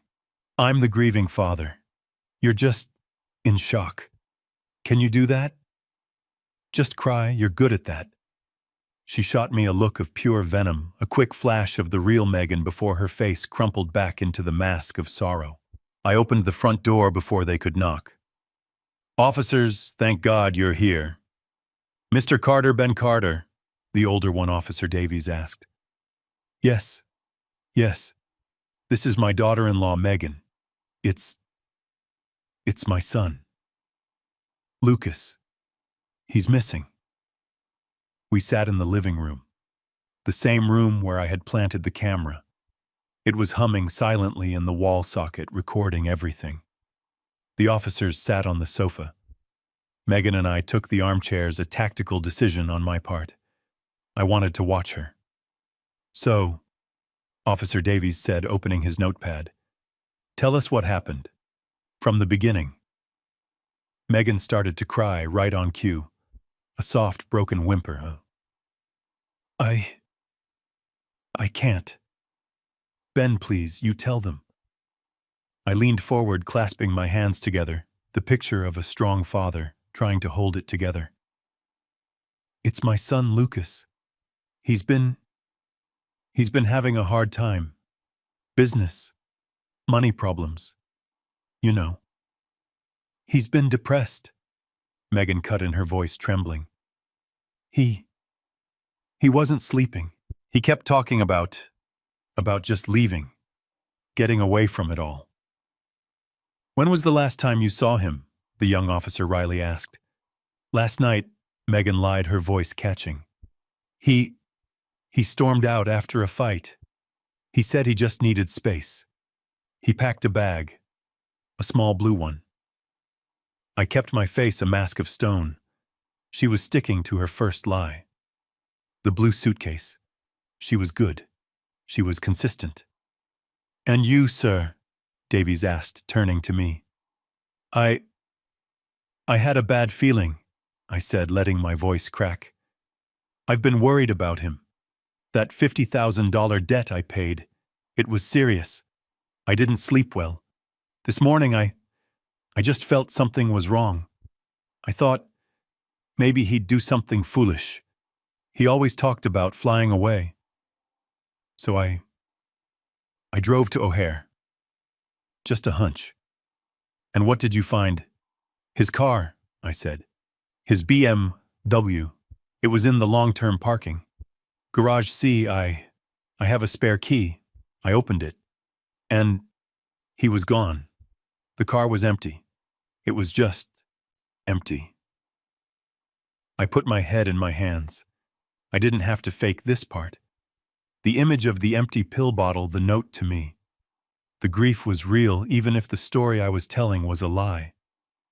Megan wailed a high-pitched, awful sound. Oh my God! He's really gone! What if he hurt himself? The officers exchanged a look. This was familiar territory for them. Officer Davies sighed. Ma'am, Mr. Carter, right now there's no evidence of foul play, or even of anything else. We have a grown man who had a fight with his wife, packed a bag, and drove his car to the airport. To us, this sounds like a voluntary missing person. He's an adult. He's allowed to leave. But what about his depression? I pushed. His debts?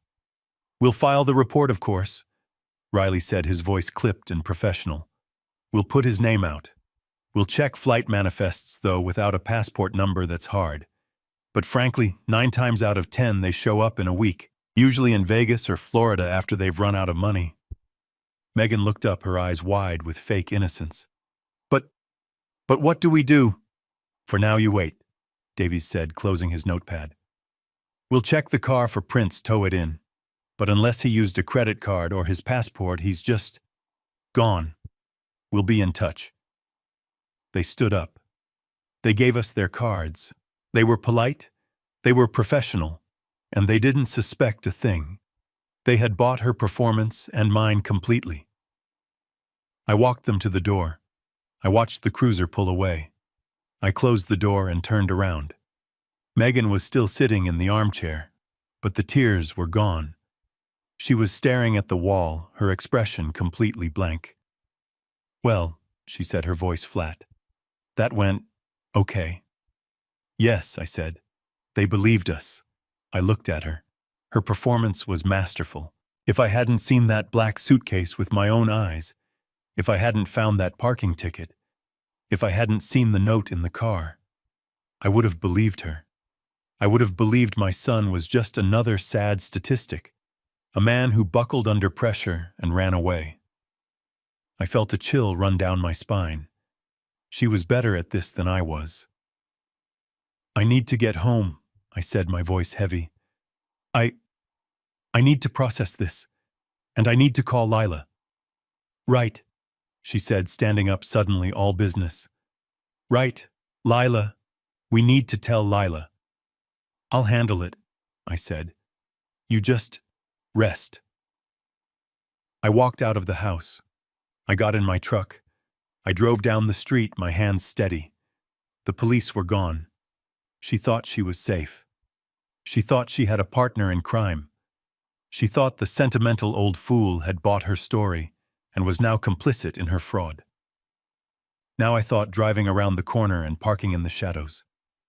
Now, let's see what she does when she thinks no one is watching. I put the truck in drive and pulled away from the curb. I didn't go home. I didn't go far. I drove 2 blocks down, turned the corner, and parked the truck under the heavy shade of an old oak tree where I had a clear view of the street, but was hidden in the morning shadows. I put the truck in park. A moment later, the passenger door of my pickup opened, and my daughter Lila slid in. She'd been waiting in her rental car on the next street over, just like we planned. She didn't say a word. She didn't ask, "How did it go?" She just looked at me, her eyes clear and focused. She was a nurse used to crises, and she was in full ER mode. They bought it, I said. My voice was low, rough. The whole story. Grieving wife, worried father. They think he's just another guy who ran off. Lila nodded grimly. She pulled out her own phone ready to record. Did you plant it? I took my phone from my shirt pocket. My hand was steady. I opened the app, the one she'd installed for me. I tapped the icon, living room cam. The screen flickered for a second, connecting, and then the image resolved. There it was, her living room. The giant, sterile white sofa. The glass coffee table. The camera was in the perfect spot. That USB charger in the wall had a perfect wide-angle view of the entire room. And there she was. Megan. The moment that police cruiser had pulled away from her curb, the mask had dropped. Lila and I watched silent, horrified. The woman who had been sobbing into her hands, so overcome with grief, she could barely speak. She was gone. In her place was a woman I'd never seen before, but one I was starting to recognize. She was standing in the middle of her living room, her back to the camera, just staring at the front door where the officers had left. She's not even crying, Lila whispered, her eyes glued to my phone screen. She's thinking, I said. She's calculating. We watched as Megan stood perfectly still for almost a full minute. Then she moved. Her movements weren't slow or sad. They were sharp, efficient, angry. She marched over to the wet bar in the corner of the room. She grabbed a wine glass, a huge one big enough to hold a fish. She yanked open the small wine fridge, pulled out a bottle of white wine, and poured a glass that was nearly full to the brim. This was not a grieving wife. This was not even the greedy wife I thought I understood. This was a woman who had just finished a high-stakes performance and was furious it had been so difficult. She's celebrating, I murmured. No, Lila said, her voice tight. She's not celebrating. Look at her face. Megan turned and the camera caught her expression. She wasn't happy. She was seething. She took a long, deep drink of the wine, draining half the glass in one go. Then she began to pace, back and forth, from the sofa to the floor-to-ceiling windows, back and forth. She was a caged panther. I've never liked her, Lila said quietly, her eyes never leaving the screen. You always thought I was just jealous. Jealous because you paid so much attention to Lucas, to his potential. But I'm a nurse, Dad. I work in the ER. I see liars every single day. People who accidentally hurt their children. Spouses who found their partner at the bottom of the stairs. They all have the same look in their eyes. What look? I asked. Empty, Lila said. Just like that. She's not grieving. She's not even relieved. She's annoyed. This whole thing, your son vanishing, it's just an inconvenience to her. I thought back to her performance for the police, the flawless tears, the trembling voice. If I hadn't seen that black suitcase with my own eyes, if I hadn't found that parking ticket, I would have believed her. I would have spent the rest of my life believing my son was just a coward who ran away. The thought made me sick. On the screen, Megan stopped pacing. She finished the rest of her wine in one swallow and slammed the glass down on the coffee table. She looked at her watch, and then she pulled out her cell phone. She didn't call 911. She didn't call her mother to cry. She didn't call a friend for support. She tapped a contact on her screen and put the phone to her ear. She's calling someone, I whispered. Is the audio on? Lila asked, already holding up her own phone, hitting the record video button to capture the feed from my screen. It's active, I said. We leaned in our heads, almost touching, straining to hear the tiny speaker on my phone. The camera was picking up her side of the conversation. Her voice was no longer the soft, trembling whisper of a victim. It was low, sharp, and furious. It's a mess, she snapped into the phone. The old man is back. He found the car. Lila and I stared at each other. My blood ran cold. Who in God's name was she talking to? Lila's hand was shaking as she held her phone, but she kept the camera steady, recording the feed from my screen. The audio from the USB charger was tinny, distorted, but clear enough. Megan was pacing her living room, her face a mask of cold fury. She wasn't the grieving widow. She wasn't the panicked wife. She was a general whose battle plan had just been disrupted. "I don't care what you think," she hissed into her phone. "You do nothing. You stay exactly where you are. Do you understand me?" She stopped pacing and ran her free hand through her hair, a gesture of pure frustration. "Because he is here, the old man. He's back. He found the car at O'Hare." Lila and I stared at each other in the dim cab of my truck. My heart was a cold, heavy stone in my chest. Who was she talking to? A partner, someone she hired. "No," Megan snapped, cutting off the person on the other end. He thinks you killed yourself. He found the note I left in the car. He found the pill bottle." She listened again, her body rigid. "I don't care if you're nervous," she yelled, her voice a low, dangerous growl.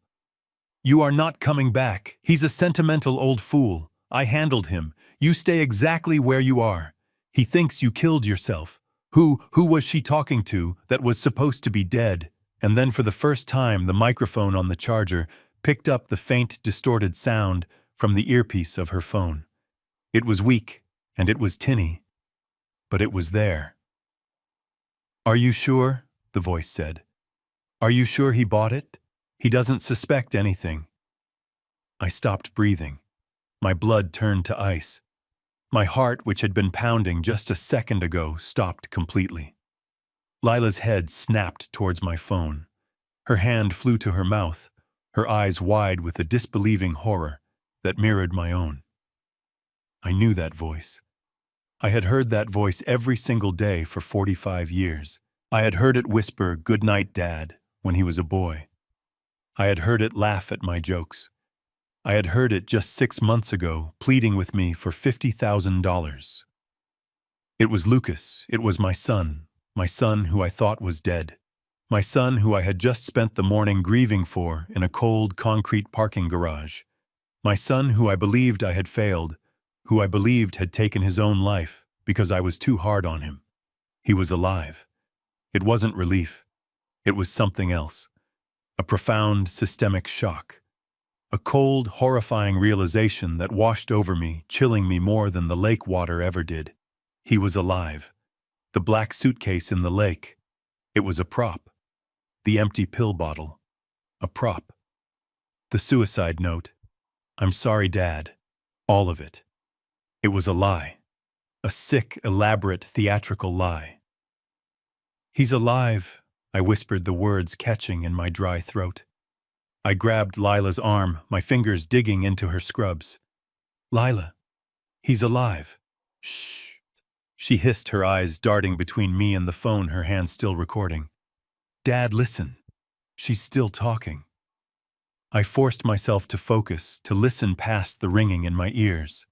Megan was speaking again, her voice calming down, shifting from raw anger to cold strategy. "No," she said, "he doesn't suspect a thing. I told him the insurance story.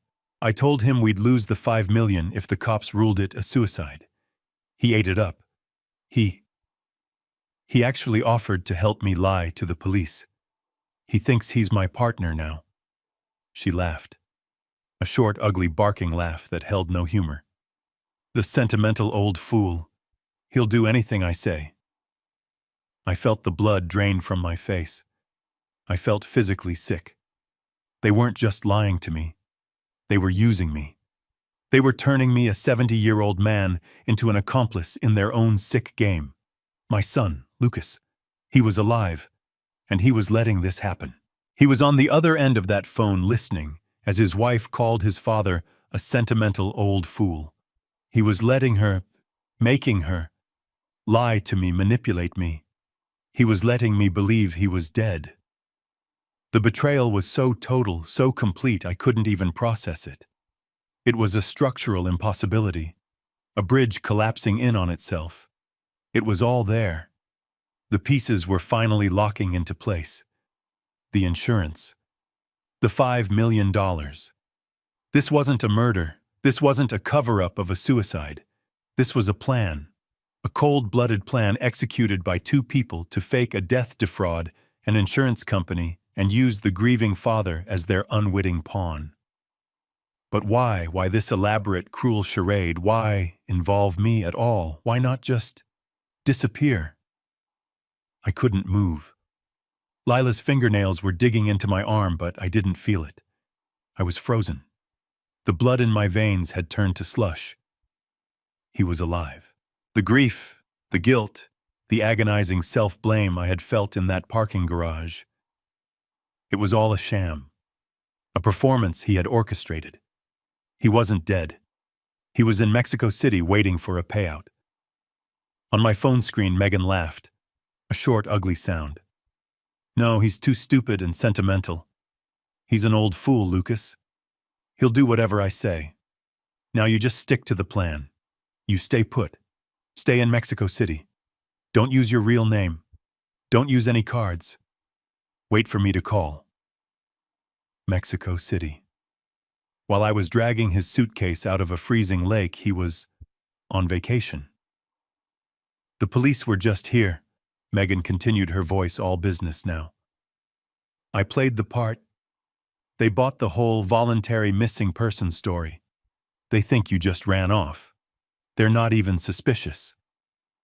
She took a sip of her wine. After a few months, when nobody can find you, I'll file the claim. And once I get the $5 million, our $5 million, I'll liquidate the house, I'll clean out the accounts, and I will fly straight to you. We start over. New life. No debts. No family. A long pause. And then I heard his voice again. My son's voice. Tinny faint, but full of worry. But what about my dad? What about the old man? He's not just going to let this go. You said he found the car. He'll keep digging. Lila and I looked at each other. On the screen, Megan walked toward the window, her back to the camera, looking out at the quiet suburban street. She was smiling. I could see the smile in the reflection on the glass. "Oh, Lucas," she said, her voice dripping with a contempt that chilled me to the bone. "That's the best part." I felt my stomach clench. The best part. I left just enough clues behind for them, she said. The pills, the note. The note was perfect. I'm sorry, Dad. It was your idea, Lucas, and I have to admit it was brilliant. If the police do keep digging, if they don't buy the ran-away story, what do you think they'll find? I knew. In that instant, I knew. My mind, the engineer's mind, assembled the pieces. The note addressed to me. The empty pill bottle. The car I had found. No, I whispered. Lila just stared at the screen, her face white. They'll find the note addressed to him, Megan said, her voice giddy with her own cleverness. They'll find the empty pill bottle. They'll think he helped you, assisted suicide, or even better, they'll think he killed you. The room started to spin. Oh yes, she continued, pacing now, energized. They'll think the grieving father had a fight with his deadbeat son over money. I already told Mrs. Henderson next door that you two had a massive argument last week. About the $50,000. I told her I heard him yelling, threatening you. It's perfect. Either way, Ben Carter becomes their #1 suspect. He'll be so busy trying to prove his innocence, defending himself against a murder investigation, that he won't have time to look for us. By the time he's cleared, if he ever is, we'll be long gone. We get the money, and he takes the fall. This was the truth. The final horrifying structural truth. It wasn't murder. It wasn't a suicide cover-up. It was a $5 million insurance fraud. And I, Benjamin Carter, their father, I was the scapegoat. I was the one they were building the bridge to collapse on. My son. My Lucas. He knew this. He was part of this. He had agreed to let me go to prison for him. He had written the note, "I'm sorry, Dad," not as a final goodbye, but as the bait in a trap. The betrayal was so total, so monstrous, I couldn't breathe. Lila was staring at me, her face pale, her eyes blazing with a fury I had never seen. On the screen, Megan took a final sip of her wine. She put the glass down. She looked at her phone. She was dialing again. What now? What else could there possibly be? She ended the call with Lucas. My son. The son who was at that very moment sunning himself in Mexico City while planning his father's funeral, or worse, his arrest. Lila and I just sat in the truck, stunned. The silence in the cab was thick, heavy. I watched my daughter-in-law on the screen. She didn't look relieved. She didn't look happy. She looked like a predator that had just wounded its prey and was waiting for it to bleed out. She stood there, staring at her phone, her thumb hovering. Who is she calling now?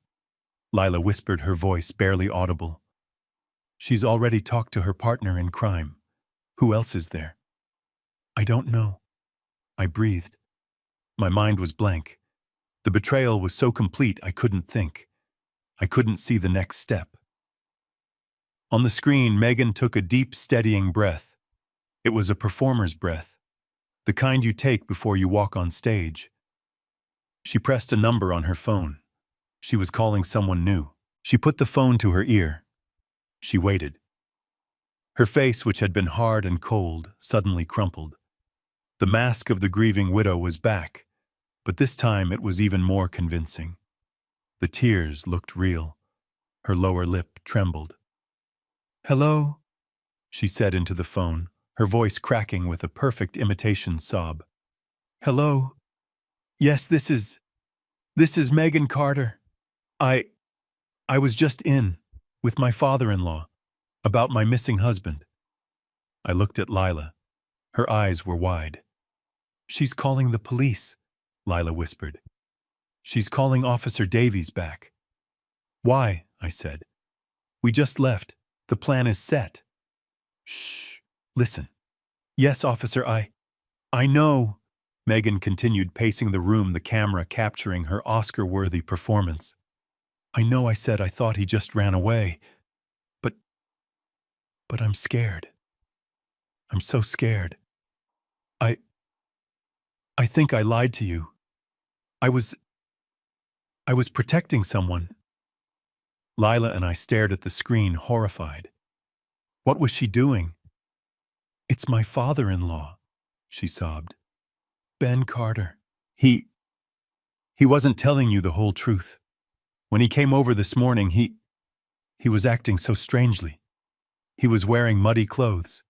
And he kept talking about how much money Lucas owed him. He was angry, officer. Lila gasped. That monster. He said Lucas was a bad investment, Megan cried, her voice rising in hysteria. And then he pressured me. He told me what story to tell you. He told me to lie. He said we had to say Lucas just ran away. I was so scared. I just agreed. My hands gripped the steering wheel so hard my knuckles turned white. She wasn't just planting clues for them to find later. She was actively right now painting me as the killer. She was turning my help into coercion. I don't know what to do, she wailed. But you asked me if there was any foul play. And now I think there is. I think, oh God, I think Ben knows where my husband is. I think he might have hurt him. He was so angry about the money. Please, you have to look into him. Please. She listened for a moment, nodding, wiping away fake tears. Yes. Yes, I'll be here. Thank you. Thank you so much. She hung up the phone. She stood completely still. The tears stopped, instantly.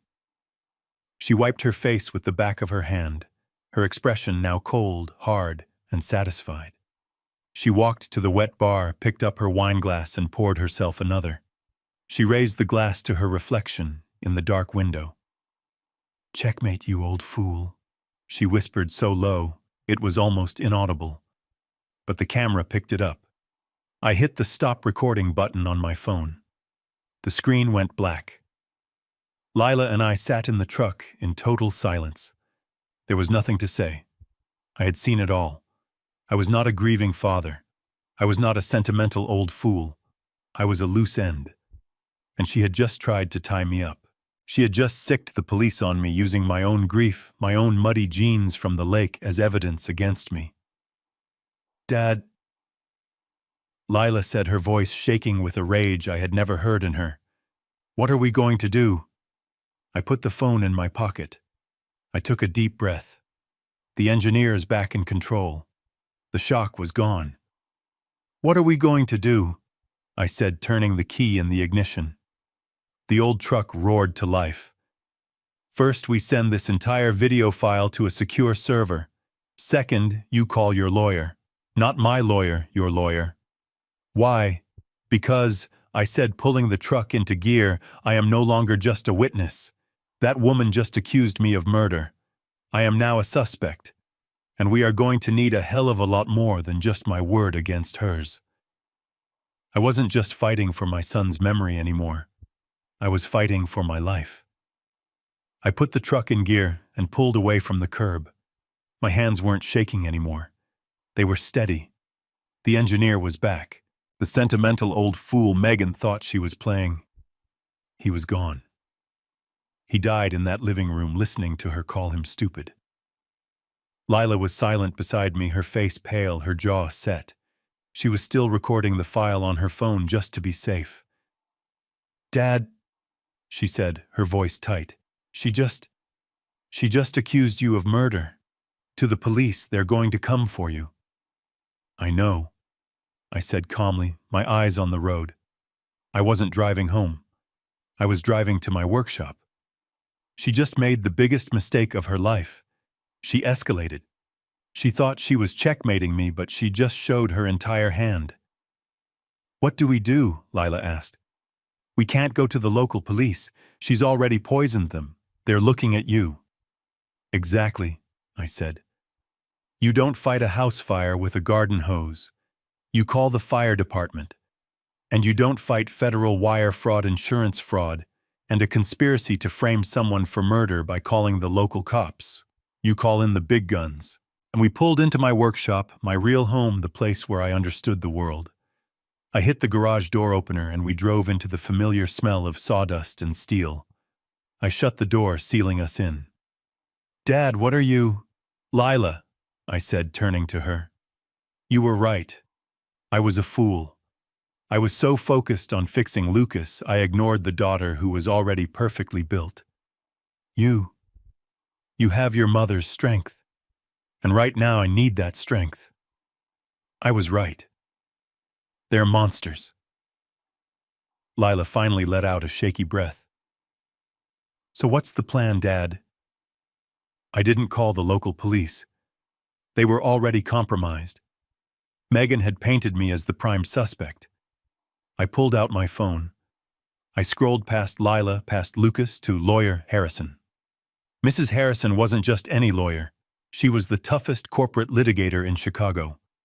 She had handled my engineering contracts for 30 years. She was 72, she was brilliant, and she did not suffer fools. She picked up on the first ring. "Ben, this is a surprise. I thought you were grieving." "Harrison," I said, my voice all business. "I am not grieving. I am being framed. I need you. Right now. I have video and audio evidence of my daughter-in-law Megan and my son Lucas, who is not dead, planning a $5 million insurance fraud. And that's not the worst part." "Go on," she said. Her voice was suddenly ice. "The worst part is that they've been planting evidence, the suicide note, the pills, to frame me for Lucas's murder or assisted suicide. And Megan just called the local police accusing me of exactly that. She's trying to get me arrested to silence me while they escape to Mexico City." I heard her typing. Fast. "Ben," she said, her voice sharp. "Where are you?" "In my workshop. My daughter Lila is with me. She's my witness. The video file is uploading to the cloud as we speak. It's almost 10 minutes long. It has everything. Lucas's voice, Mexico City. The 5 million. The plan to frame me. Good, Harrison said. Do not leave that workshop. Do not talk to the local police. Do not answer your door. Megan just committed a federal crime. Multiple federal crimes. This isn't a local matter anymore. What are you going to do? I'm going to do what you pay me for, she said. I am hanging up. I am reviewing the file you are sending me. And then I am making one phone call to a friend of mine at the FBI's white-collar crime division. This is wire fraud, mail fraud conspiracy. This is interstate. This is their jurisdiction. Megan wanted to call the cops. Fine. We'll call better cops. Harrison, they think I'm just a sentimental old fool. I said the words tasting like acid. I know, she replied, and I could almost hear the grim smile in her voice. That's her second biggest mistake. Her first was trying to outsmart me. Send me that file, Ben. And sit tight. The game has just changed. She hung up. Lila and I sat in the silence of the workshop, the massive silent tools of my old life surrounding us. The file finished uploading. Sent. So now what? Lila asked. Now so, I said, walking over to my old coffee pot and starting a fresh brew. We wait. We wait for the trap we set to catch the rat. And then we wait for the exterminators. The game was no longer mine to play. It was in the hands of the FBI. When would the trap finally spring? The call came the next morning. It wasn't Harrison. It was Officer Davies, the local cop from yesterday. His voice was no longer patient. It was firm. Mr. Carter, we need you to come down to your daughter-in-law's residence. We have some follow-up questions regarding your statement. Some new information has come to light. New information? I asked, playing dumb. Yes, sir. Your daughter-in-law provided a supplemental statement. We need to clarify your timeline. Can you meet us there in 20 minutes? Of course, officer. I'll be right over. I hung up. I looked at Lila. She had slept on the old cot in my workshop. She looked tired, but her eyes were sharp. They're here, I said. Megan's police. They want me at the house. It's the trap, Lila said, standing up. She's trying to get you on her turf with her cops to accuse you publicly. I know, I said. I put on the same jacket I'd worn yesterday. Harrison said to wait for her signal. She said the feds move at their own pace. She told me to stall if they called. So what are you going to do? I'm going to walk right into her trap, I said. I picked up my keys. But she's not the only one who set one. When I pulled my truck onto her street, I saw them. 2 local police cruisers parked at the curb. Officer Davies and his young partner Riley were standing on the walkway. And Megan. She was standing by the front door, wrapped in a blanket, dabbing her eyes with a tissue. She looked like the perfect victim. She saw my truck, and her face hardened for just a second before it crumpled back into that mask of sorrow. She was ready for her final performance. I got out of the truck. Officers, I said, walking toward them. What's this all about? Has there been news? That's what we're here to find out, Mr. Carter, Officer Davies said, his hand resting on his notepad. He was not my friend this morning. Your daughter-in-law, Mrs. Carter, has told us some things that contradict your story from yesterday. Megan let out a sob. I just want to find my husband. Mrs. Carter here says, Davies continued, his eyes locked on me, that you and your son had a significant financial dispute, that you were angry with him, that you threatened him just last week. I looked at Megan. She was peeking at me through her fingers, watching my reaction. I paid a debt for him, yes, I said calmly. I was upset. Any father would be. She also says, Officer Riley chimed in, stepping forward, that you pressured her into telling the runaway story, that you were the one who insisted on it, that you were wearing muddy clothes when you arrived yesterday morning. Is that true, sir? The trap was sprung. Here it was. The grieving father, the angry threats, the muddy clothes from the lake.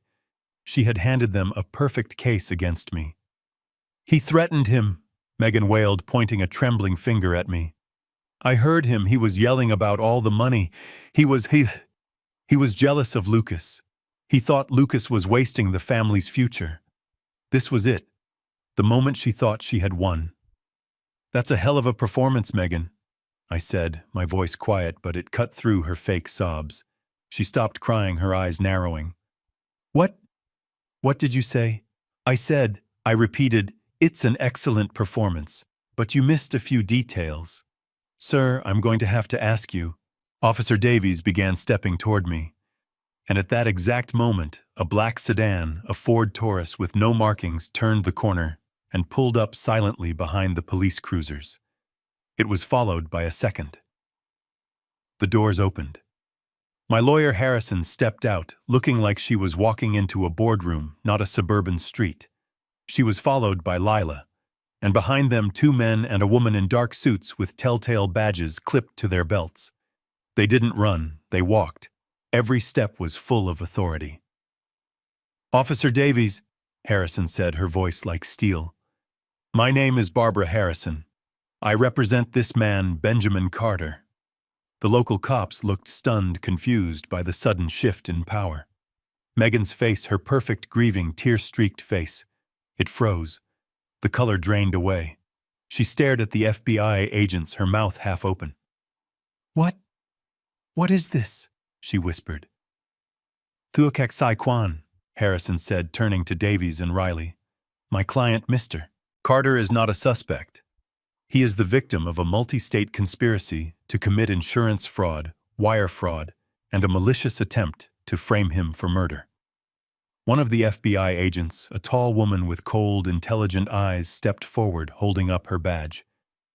Officer Davies, we'll be taking over from here. This is now a federal investigation. She turned her gaze from the local cops to the woman on the porch. Mrs. Carter, the agent said, her voice flat. I'm Agent Thorne. I have a few questions for you, but first, you have the right to remain silent.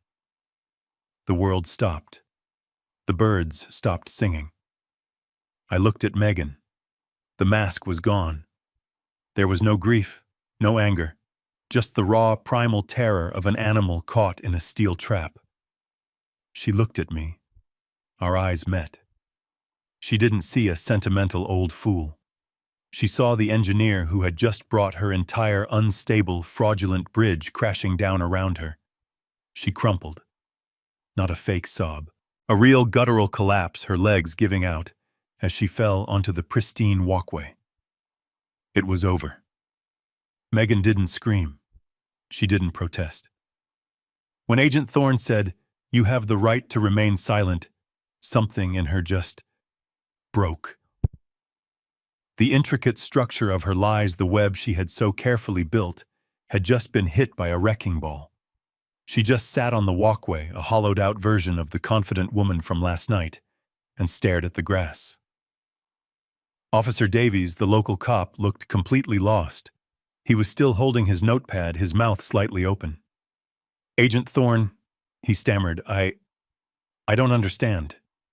We had a credible report of a potential homicide." Harrison, my lawyer, stepped forward. She was in her element. This was her bridge, her courtroom.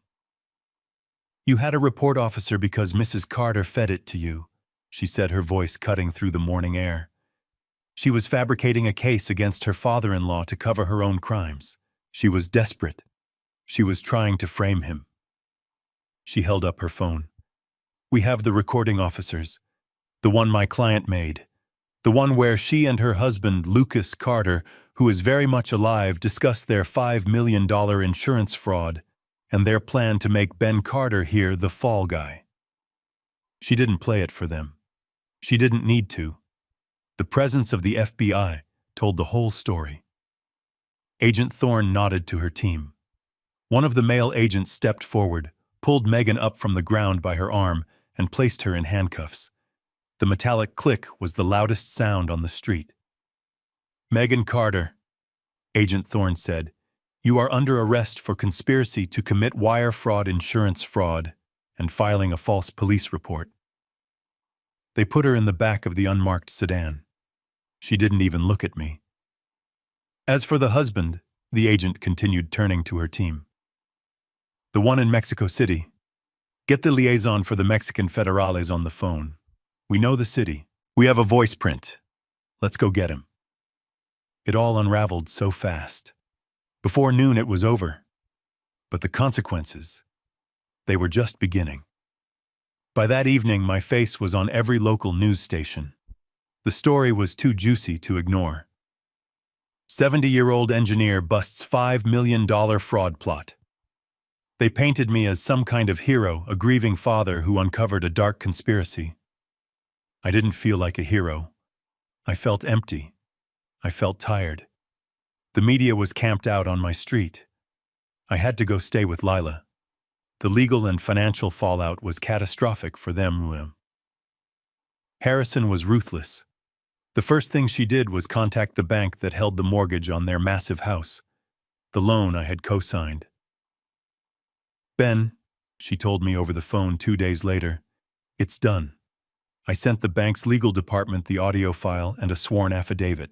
I informed them your co-signature was obtained under fraudulent pretenses, as the primary borrowers were actively conspiring to frame you for a federal crime."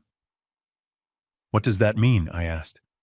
"It means you are no longer liable for that mortgage," she said. "And since they haven't made a payment in 2 months, they were already in default. The bank is foreclosing, immediately." They lost the house. The news from Mexico came 48 hours later. The Federales had found him. Lucas. He wasn't in a 5-star resort. He was in a cheap motel outside Mexico City, waiting just like Megan told him to. The picture of him in handcuffs being led onto a plane at O'Hare. He wasn't the confident investor. He wasn't my brilliant, charming son. He was just small. He looked thin and terrified. The trial was a blur. I had to testify. I had to sit on that stand in front of a jury of strangers and tell the world what my son and his wife had planned to do to me. I had to watch the jury listen to that horrible recording. I had to watch them play the video of Megan in her living room, her voice cold and hard, saying, "He takes the fall." Lucas and Megan, faced with the evidence, turned on each other. It was pathetic. He blamed her greed for the insurance money. She blamed his weakness for the gambling debts that started the whole mess. They didn't stand a chance. The jury found them guilty on all counts. They were facing years, many years, federal charges, conspiracy, fraud. They lost everything: their house, their cars, their freedom. I had won. I had protected myself. I had exposed the truth. But as I walked out of that courtroom, past the cameras and the reporters, I didn't feel victorious. I felt like I had just buried my son after all.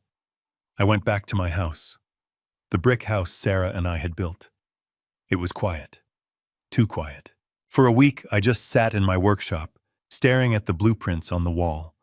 Blueprints for bridges that were still standing strong and true. That house. It was supposed to be Lucas's. Everything I had built, every late night I'd worked, every dollar I'd saved, it was all for him. It was meant to be his legacy.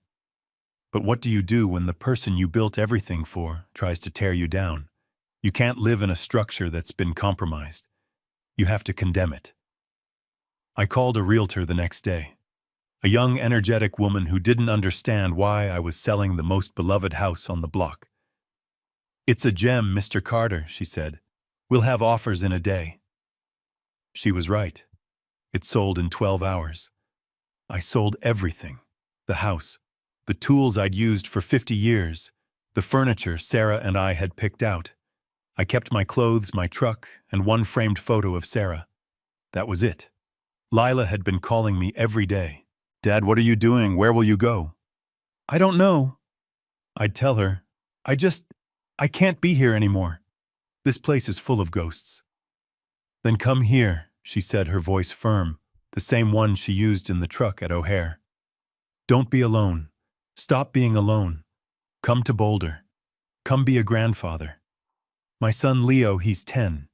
He's been asking why he never sees you. What am I supposed to tell him? The words hit me. Leo, my grandson.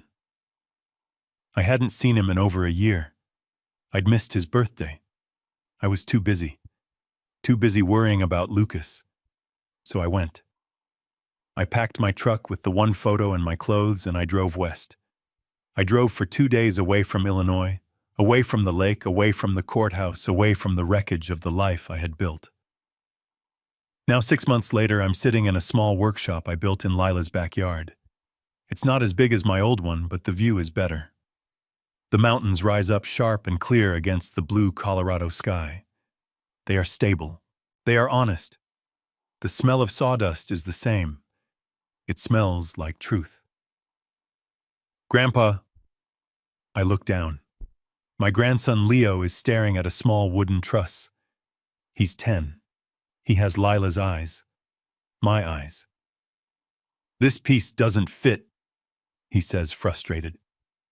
I take the small piece of balsa wood from his hand. That's because you're trying to force it, I say, my voice gentle. Look, you're fighting the load. You have to see the design. The bridge doesn't stay up because you force the pieces. It stays up because the pieces support each other. See, the load is distributed. That's what makes it strong. He watches as I slide the piece into place. It fits perfectly. Wow, he says. You're like a real engineer. I smile. A real, genuine smile. I spent my whole life building things for a son who only saw me as an ATM. A son who was willing to send me to prison to fund his escape. I ignored the daughter who loved me. I ignored the grandson who just wanted me to teach him how to build something. Lucas and Megan, they tried to frame me. They called me a sentimental old fool. They thought I was a crumbling structure they could just push over. But they were wrong. An engineer never forgets how to read a blueprint, and I had read their criminal design from start to finish. I look at Leo, who is now carefully placing the next piece of the bridge. I'm not building a legacy for a traitor anymore. I'm not pouring my foundation on unstable ground. I'm finally building a family, with the people who were worth it all along. Not everyone we love deserves to be kept close. Spend your time and heart on those who truly appreciate you. They are the real family and the true foundation for happiness. If you relate to this story, like and follow the channel so you won't miss more touching stories and valuable life lessons. Share this story with the people you care about so they can also recognize the true value of family.